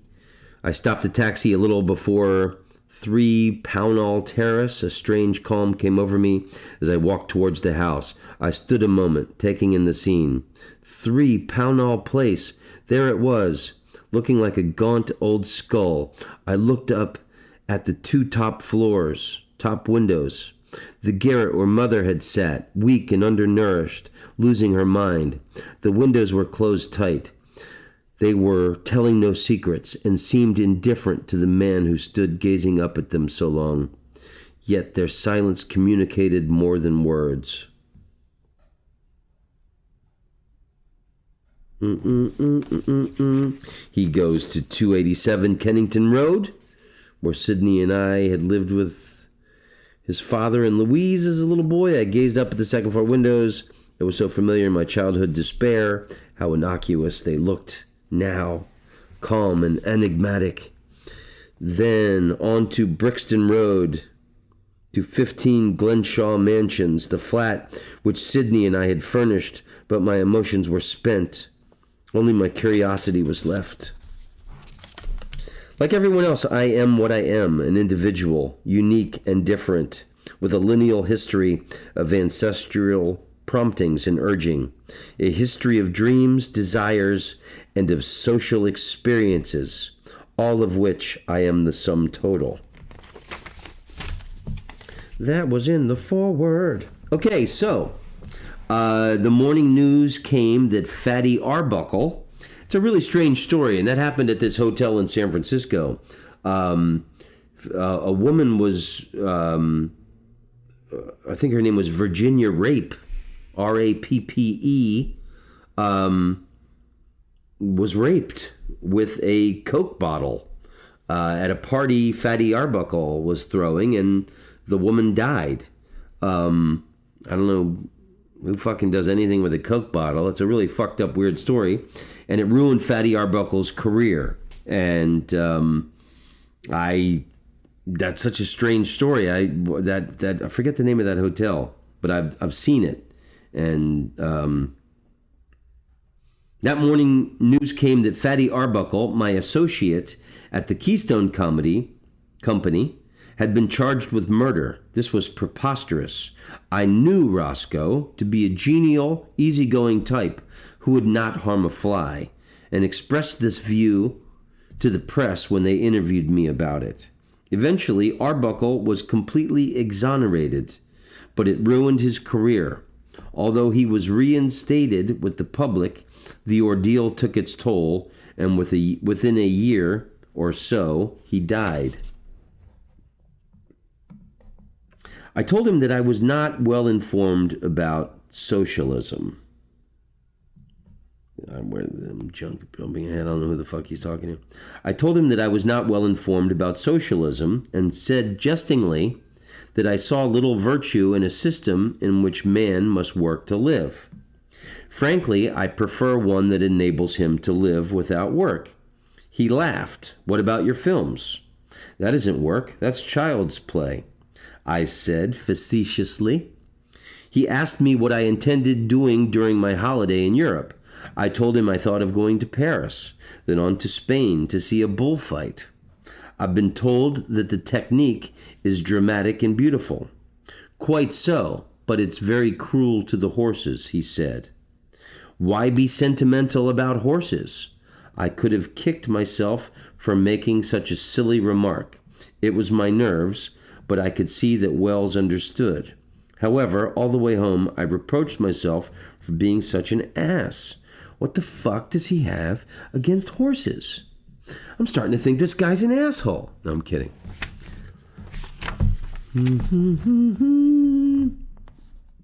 It's wonderful, but wouldn't you rather be yourself than live in this theatrical world? Oh, this is his mom talking. When she gets out of the nut house, Charlie brings her to California. And he was a little busy making films, didn't have time for her. But he set her up. She actually, Charlie Chaplin's mother died at Glendale Hospital in Glendale. And I think this is the last time he sees her. It's wonderful, but wouldn't you rather be yourself than live in this theatrical world of unreality?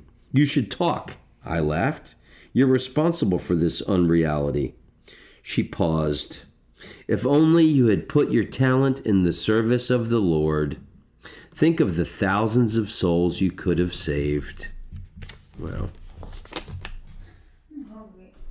Hey, you want to make some samosas? Turn on the oven? Yeah, what do you think? How long are you gonna do it? Oh, we're in an hour 46. Okay, look at it. I've still got some things to read. Okay. Yeah? You talk to them. Oh, that's okay. Thanks, babe. You should describe it to the... No. We got a lot to... I got all these little puppets that... They're little tiny... You buy them all over at gift shops and museums. And I bought them all over the world. I have this big glass flower vase full of... I got the Charlie Chaplin one at the Charlie Chaplin house. I got the Barack Obama one in Washington, D.C. I've got a Van Gogh. I've got Salvador Dali. I've got Frida Kahlo. I've got Monet. And then, not from the... Here's the tag. Puts these out. Finger puppet. Oh, the Unemployed Philosophers Guild puts these things out. And then two... All of these are from those series. And then... The three that I have that are not from that company, I have a little mini Mickey Mouse, a little mini Tigger, and a mini Fozzie Bear. So I put it in front of you because you want somebody, to talk to. An audience to talk to. An audience. So that's your audience. Thanks, Smoochie. I didn't realize that's why you put it there. Yeah. Okay, great. All right. You want to preheat the oven? No, I'll wait until you're done. Okay. I'm getting hungry. I am not religious in the dogmatic sense. My views are similar to those of Macaulay, who wrote that the effect that the same religious arguments were debated in the 16th century with the same philosophical astuteness as they are today. And in spite of accumulated knowledge and scientific progress, no philosopher, past or present, has contributed any further illuminating facts on the matter. That's not my wife urinating, that's her getting water out of the fridge. Hey man, I need to function here, man. I'm thirsty. I neither believe nor disbelieve in anything. That which can be imagined is as much an approximation to truth as that which can be proved by mathematics. One cannot always approach truth through reason. It confines us to a geometric cast of thought that calls for logic and credibility. We see the dead in our dreams and accept them as living, knowing at the same time they are dead. And although this dream mind is without reason, has it not its own credibility? There are things beyond reason. How can we comprehend 1,000 billionth part of a second? Yet it must exist according to the system of mathematics. As I grow older, I am becoming more preoccupied with faith.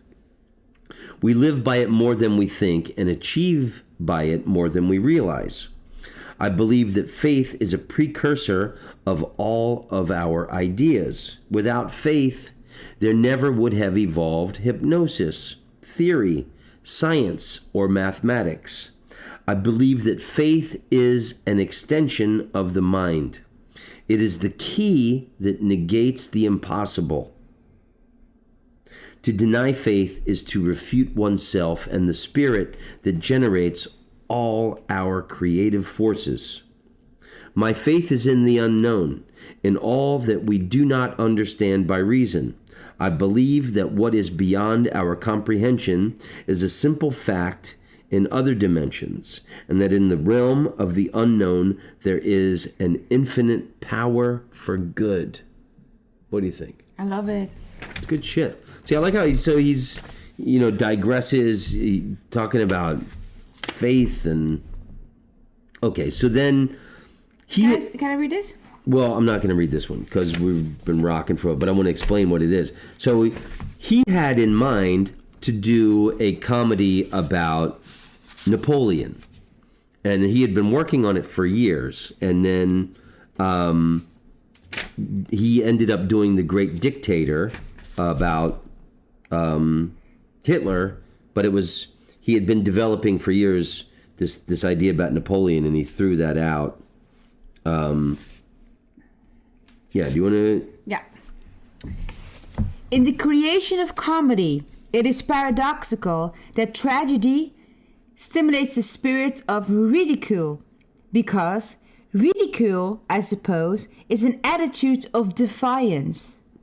We must laugh in the face of our helplessness against the forces of nature, or go insane. I read a book about the Donner Party, who on the way to California missed the route and were snowbound in the mountains of Sierra Nevada. Out of 160 pioneers, only 18 survived, most of them dying of hunger and cold. Some resorted to cannibalism, eating their dead. Others roasted their moccasins to relieve their hunger. Out of this harrowing tragedy, I conceived one of our funniest scenes. In dire hunger, I boil my shoe and eat it, picking the nails as though they were bones of a delicious capon, and eating the shoelaces as though they were spaghetti. In this delirium of hunger, my partner is convinced I am a chicken and wants to eat me. Wow. Oh, that's his sketch. Yeah, that's from it's from the Gold Rush. Oh, cool. And I didn't know that until I read this book that the Donner Party, this famous... I know that story. Yeah, and it was near Lake Tahoe, and they got stuck in the mountains. I know. I like that he says, in the creation of comedy... It is paradoxical that tragedy stimulates the spirit of ridicule. And then because ridicule, I suppose, is an attitude of defiance. We must laugh in the face of our helplessness against the forces of nature or go insane. That's comedy right there. That's comedy right there, yeah. That's what it's all about. We must laugh in the face of our helplessness against the forces of nature or go insane. Wow. We should use that as the line to promote this episode. And That's why you love comedy. That's why I love comedy. That's why your listeners love comedy. You guys don't want to go insane. Yeah. Okay, so he's hanging out with Rudolph Valentino, Marion Davies, and Was he handsome? Chapman was very handsome. Yeah. And then also the guy that owned the Hearst, William Randolph Hearst. He went to the parties at his big mansion. They're friends with Marion Davies, and then he made friends with Einstein. Discussing communism with him one day, I asked if he thought that the educated proletariat was mentally equal to the aristocrat with his generations of cultural background. I think he was surprised at my ignorance. Einstein, who came from a Russian middle-class family of engineers, said, "If educated, the cerebral strength of the masses is like rich new soil." You should digress too whenever you read something. Talking some commie pimp shit with Albert Einstein. Okay, so then he's making City Lights after the gold rush. During the filming of it, the stock market crashed. Unfortunately, I was not involved because I had read Major H. Douglas's Social Credit, which analyzed and diagrammed our economic system, stating that basically all profit came out of wages. Therefore, unemployment meant loss of profit and a diminishing of capital. I was so impressed with his theory that in 1928, when unemployment in the United States reached 14 million, I sold all my stocks and bond and kept my capital fluid. So he didn't lose his shit in the Great Depression. Okay. Page 328. So this is the premiere for City Lights. "Tell me where the biggest laughs were," I said, and he gave me a minute description of where they laughed. Belly laughed and yelled. "Come and see for yourself," he said. "It'll do your heart good." I was reluctant to go, for nothing could live up to his enthusiasm. However, I saw half an hour of it, standing with the crowds at the back of the theater. In the midst of happy intensity, relieved continuously by sudden outbursts of laughter. That was enough. I came away satisfied and gave vent to my feelings by walking all over New York for 4 hours.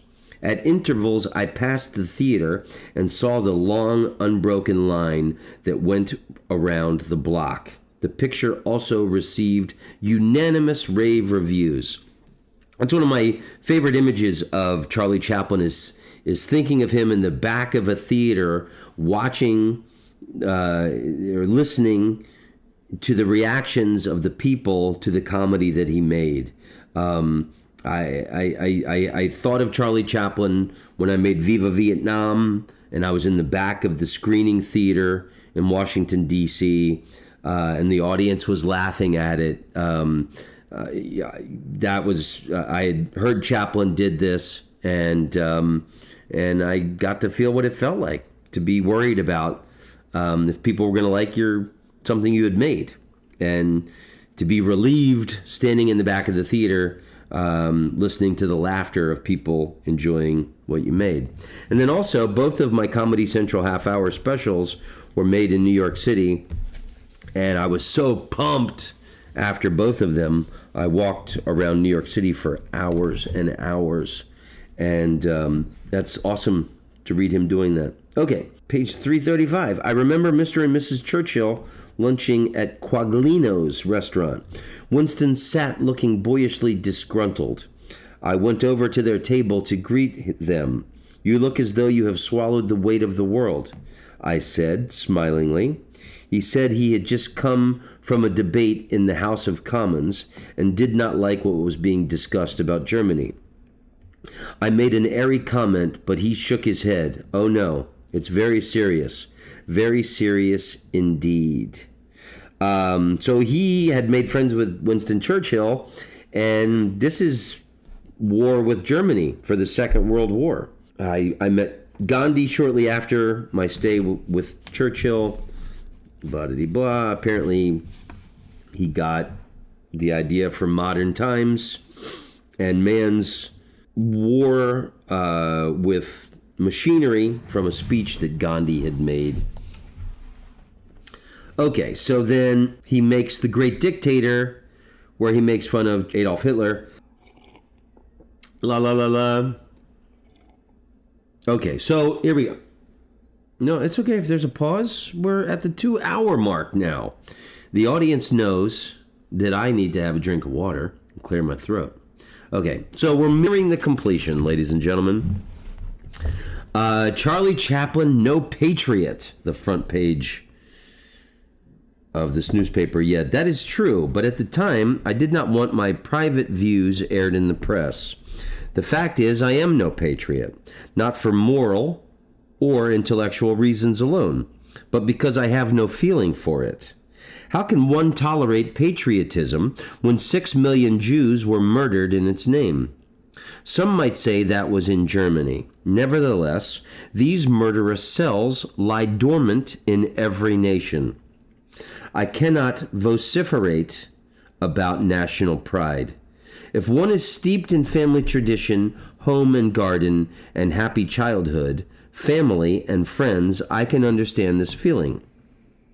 But I have not that background. But at best, patriotism to me is nurtured in local habits. Horse racing, hunting, Yorkshire pudding, American hamburgers, and Coca-Cola. But today, such native yams have become worldwide. Naturally, if the country in which I lived were to be invaded, like most of us, I believe I would be capable of an act of supreme sacrifice. I am incapable of a fervent love of homeland, for it has only to turn Nazi and would leave it without compunction.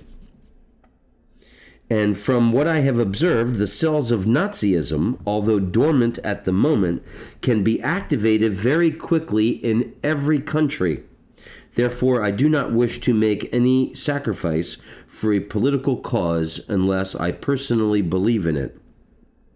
I am no martyr for nationalism, neither do I wish to die for a president, a prime minister, or a dictator. Wow. The fact that he said Nazism can be activated very quickly in every country. Wow. I mean, and we saw that Nazi storm last year in the United States. Elsewhere, I have said that sex will be mentioned but not stressed, as I can add nothing new to the subject. However, procreation is nature's principal occupation. And every man, whether he be young or old, when meeting every woman, measures the potentiality of sex between them. Thus it has always been with me. Well, that's very honest. Okay, so I love that he travels around the world. He goes to Bali, he goes to Japan. Some people tried to assassinate him in Japan. It's very, very weird. Oh, here's this thing from the assassination in Japan. And he had no idea. He's on holiday with his brother. He's been working his ass off, and him and his brother take a voyage around to Japan. Or all over. They went to Bali, they went to Shanghai, they went all over Asia. Lieutenant Shishi Koga, naval ringleader of the plot, afterwards told the court-martial that the conspirators had discussed a plan to bring about martial law by bombing the House of Representatives. So they wanted to bring about martial law in Japan by bombing the Japanese House of Representatives. Civilians who could easily get passes were to throw bombs from the public gallery, while young officers waited at the doors to kill the members as they rushed out. Another plan, which might be too grotesque for credence, if it had not been told in court, proposed the killing of Charles Chaplin, then visiting Japan. The Prime Minister invited Mr. Chaplin to a tea, and the young officers considered a scheme for raiding the official residence while the party was in progress. The judge asks, what was the significance of killing Chaplin? Koga answers, Chaplin is a popular figure in the United States and the darling of the capitalist class. We believed that killing him would cause a war with America, and thus we could kill two birds with a single stone. The judge asks, then why did you give up your splendid plan? Koga, because the newspapers later reported that the projected reception was still uncertain. Judge, what was the motive of planning to attack the official residence of the Prime Minister? Koga, it was to overthrow the Premier, who also the president of the political party, in other words, to overthrow the very center of government. Judge: did you intend to kill the premier? Koga: yes, I did. However, I had no personal grudge against him. The same prisoner said that the plan to kill Chaplin was abandoned because it was disputed whether it was advisable to kill the comedian on the slight chance that it might bring about war with the United States and increase the power of the military.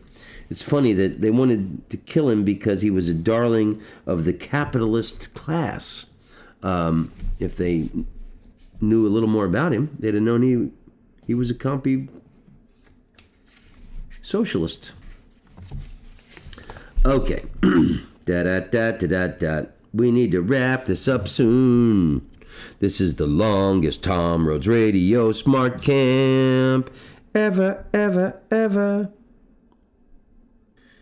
So, Roosevelt, World War II, legislation was ordered for every kind of emergency, bloop.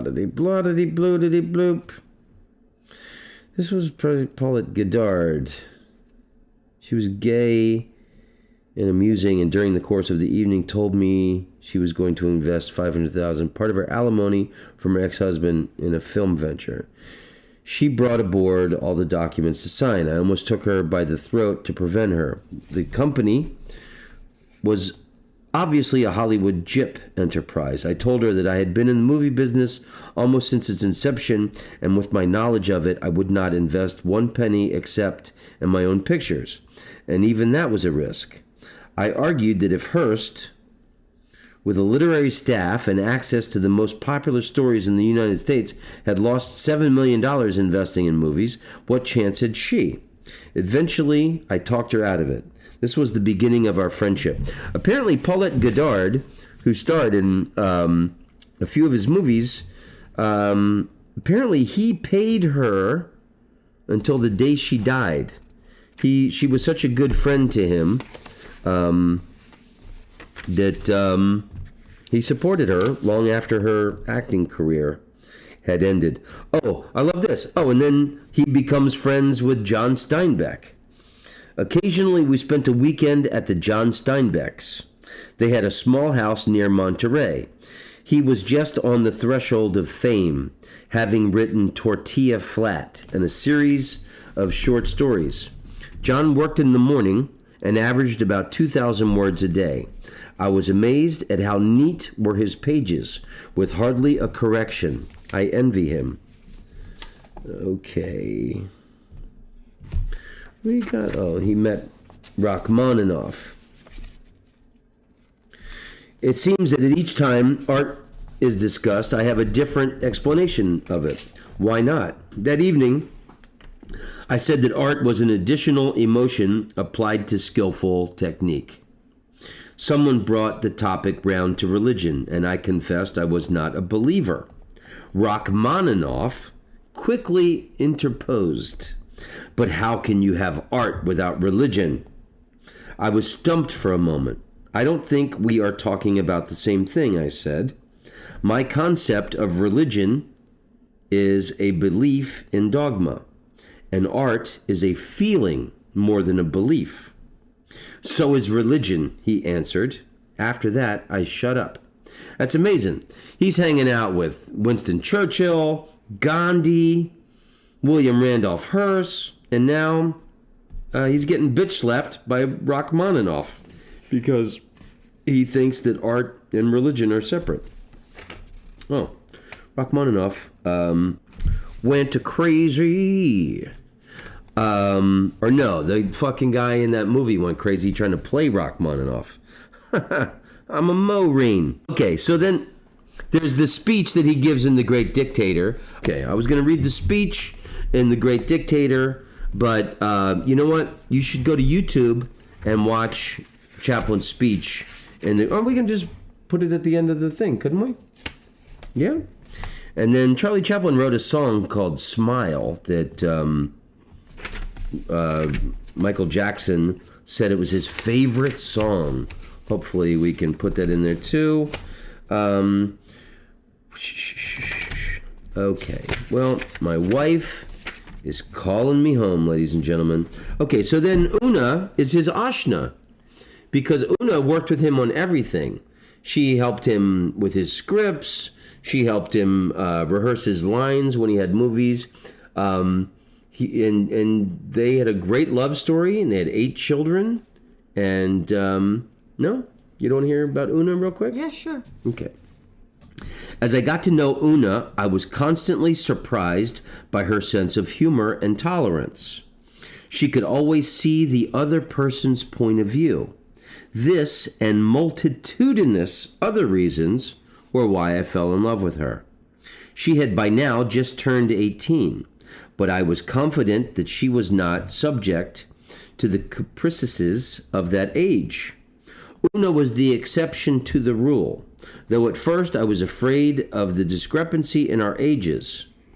But Una was resolute, as though she had come upon a truth. So we decided to marry after completing the filming of Shadow and Substance, which he never made. And another interesting thing is Una's father was Eugene O'Neill, the famous playwright. And he objected to them getting together and being married. Oh, but he abandoned Una and her mother when Una was 4 years old. So it's really hypocritical and hard to take a stand about what your daughter does in her life when you abandoned her at 4 years old. And then you said that there's an actress named, it's like his granddaughter? Yeah. Named Una Chaplin? Mm-hmm. Right? Yeah. I would like to silently cheer her career. Okay, so here's what happens.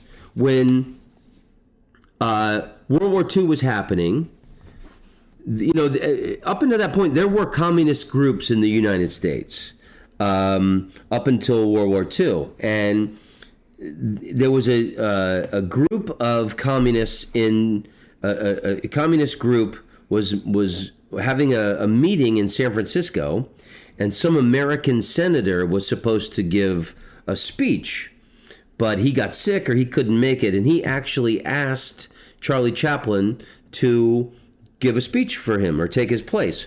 So Charlie Chaplin goes up there, and at that time in World War II, the United States had not entered the war yet. So Germany had invaded Russia. And, there was the siege of Stalingrad, which is now St. Petersburg, that went on forever. And the Russians would never capitulate. They wouldn't give up.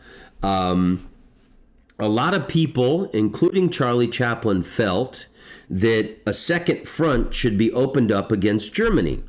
That if they attacked Germany from the east or the south, that would relieve Russia of the burden of fighting the Nazis by themselves, and that the Germans could be defeated that way.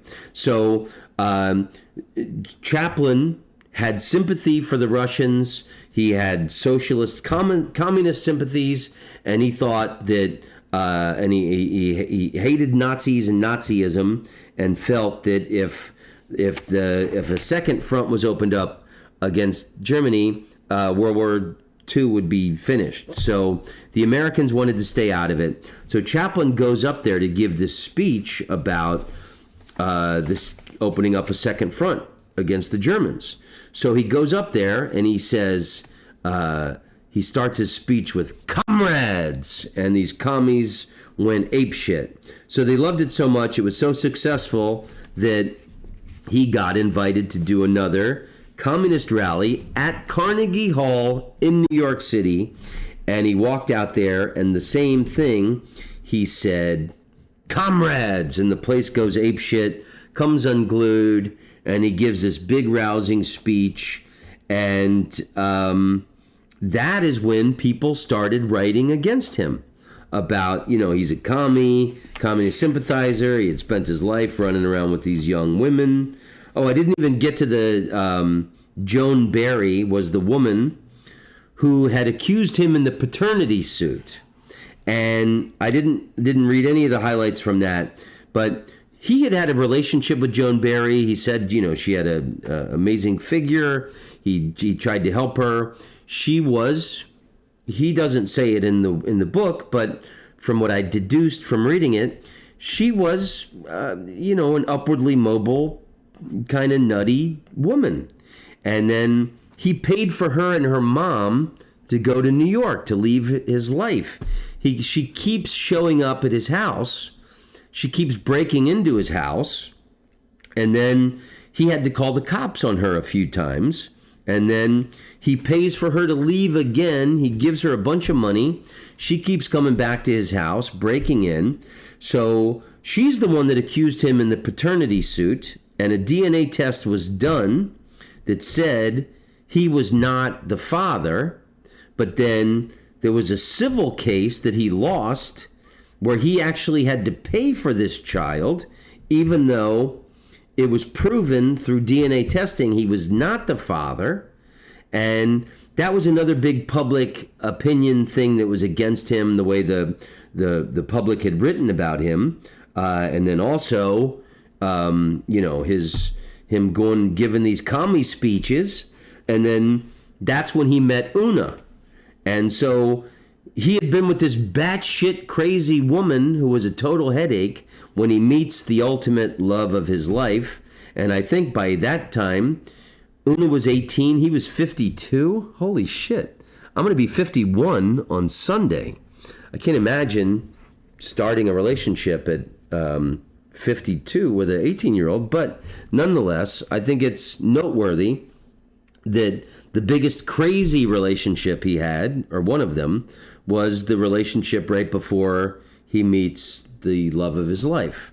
And I think by that point in his life, he had screwed his brains out, he had traveled, he had just done so many things.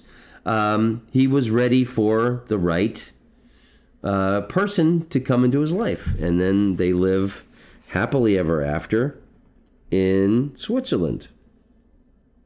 Page 455. Every nerve in me tensed. Whether I re-entered that unhappy country or not was of little consequence to me. This is after his visa is denied to return to the United States in 1952. I would like to have told them that the sooner I was rid of that hate-beleaguered atmosphere, the better. That I was fed up with America's insults and moral pomposity, and that the whole subject was damned boring. But everything I possessed was in the United States, and I was terrified they might find a way of confiscating it. Now I could expect an unscrupulous action from them.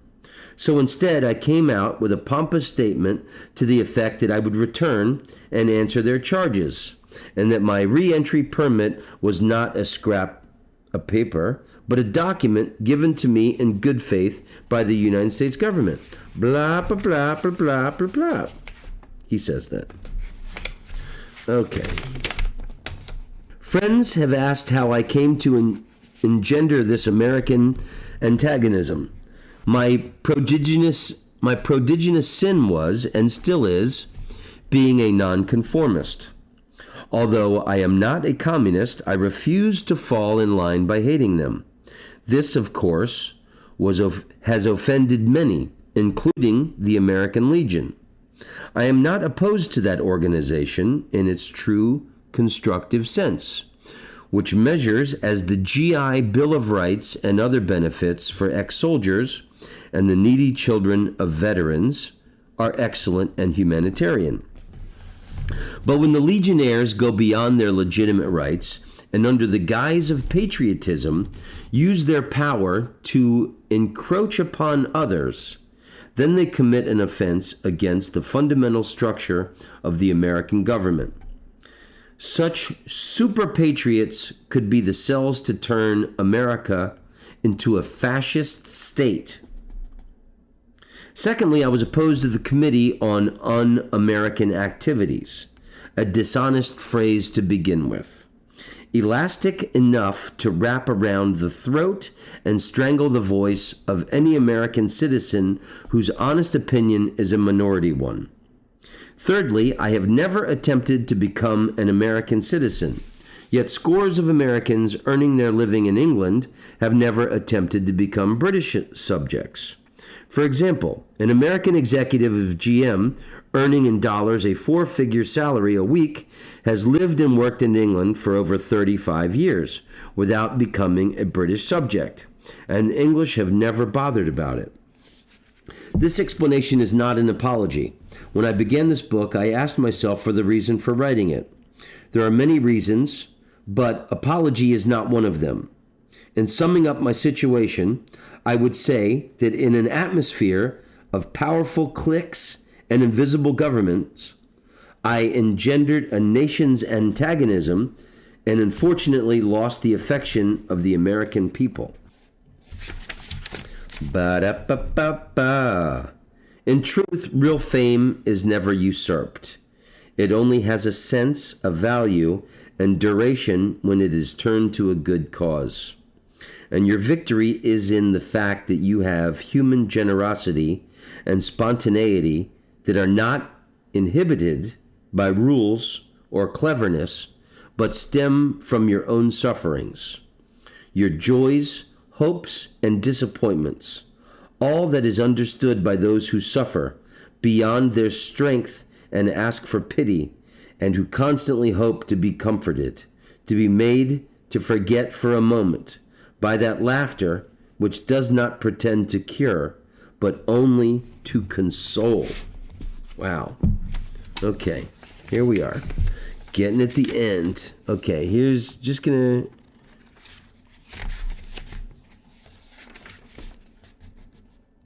two more things, and then we say goodbye for this episode.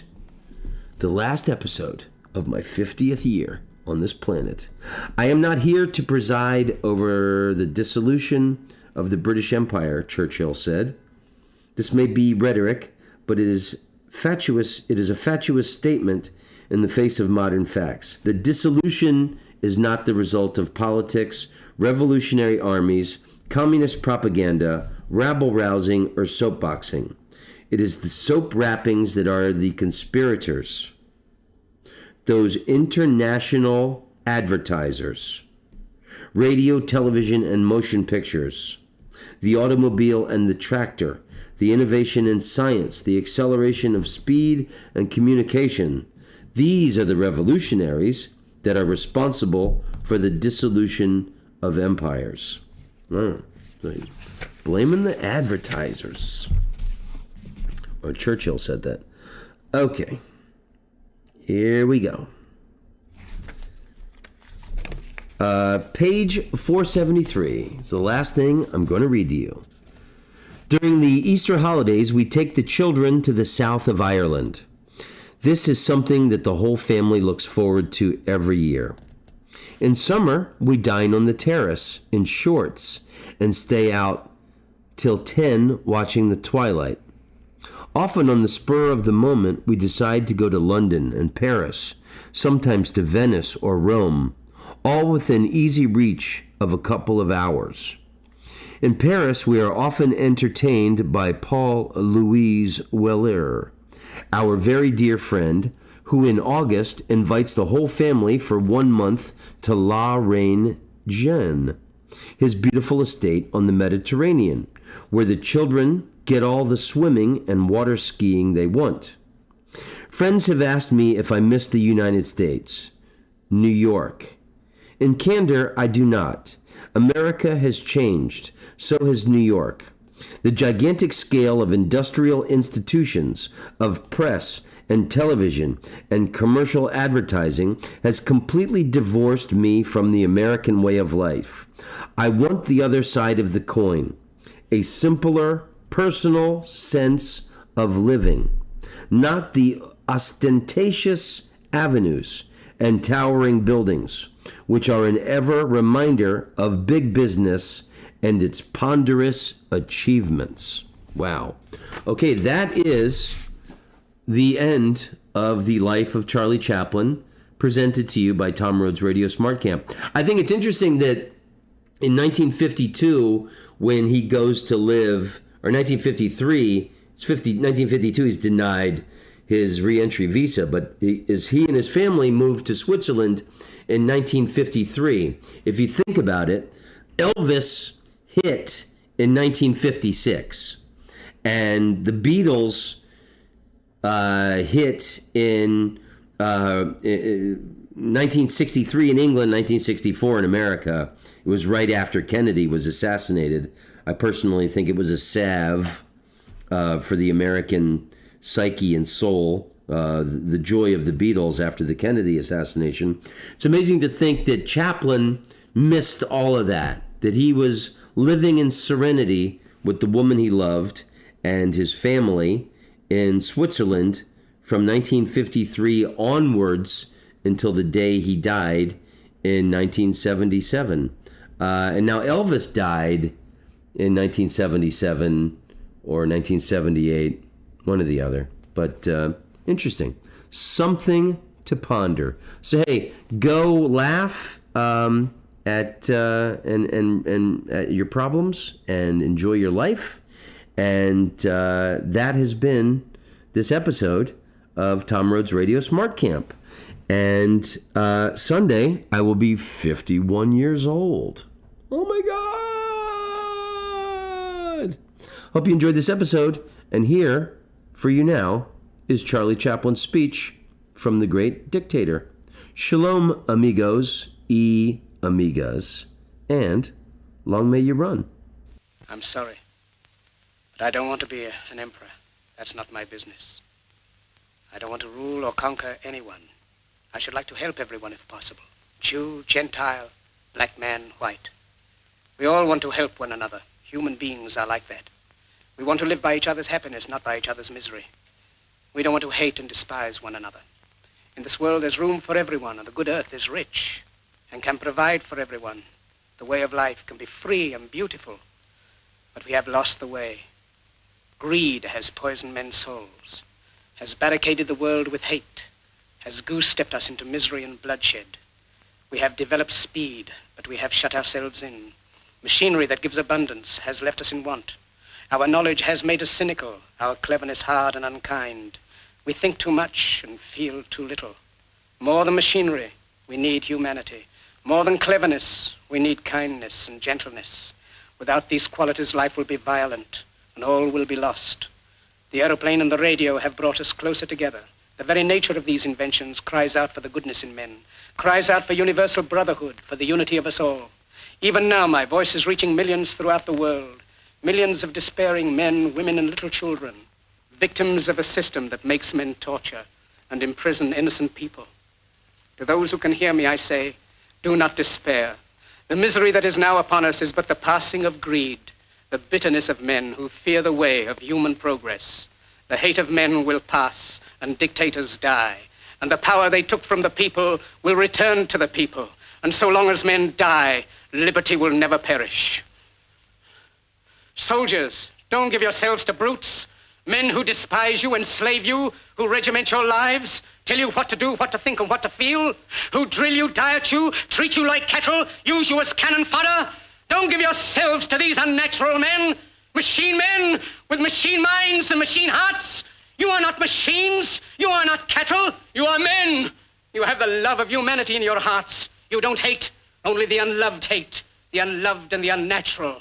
Soldiers, don't fight for slavery, fight for liberty. In the 17th chapter of St. Luke it is written, the kingdom of God is within man, not one man nor a group of men, but in all men, in you. You, the people, have the power to create machines, the power to create happiness. You, the people, have the power to make this life free and beautiful, to make this life a wonderful adventure. Then in the name of democracy, let us use that power. Let us all unite.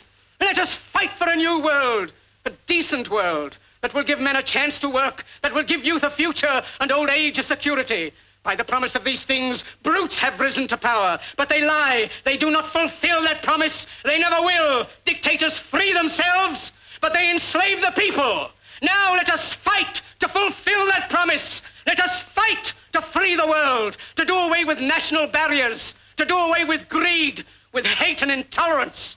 Let us fight for a world of reason, a world where science and progress will lead to all men's happiness. Soldiers, in the name of democracy, let us all unite!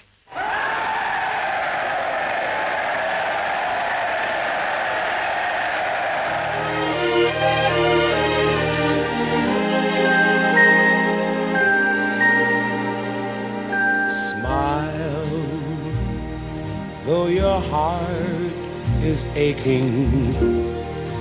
Smile even though it's breaking. When there are clouds in the sky, you'll get by. If you smile through your fear and sorrow, smile and maybe tomorrow you'll see the sun come shining through for you. Light up your face with gladness. Hide every trace of sadness. Although a tear may be ever so near, that's the time you must keep on trying. Smile, what's the use of crying? You'll find that life is still worthwhile if you just smile.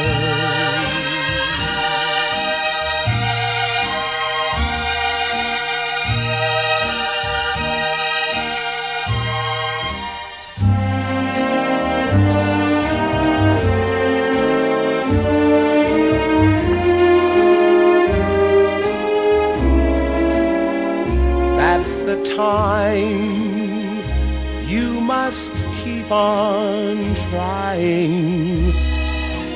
Smile, what's the use of crying? You'll find that life is still worthwhile if you just smile.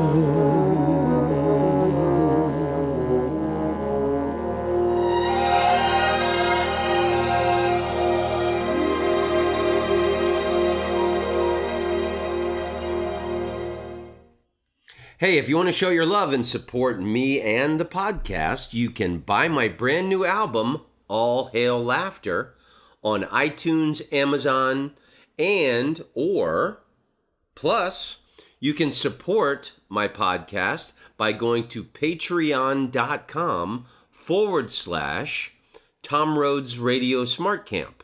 Please, show your love. I would appreciate it.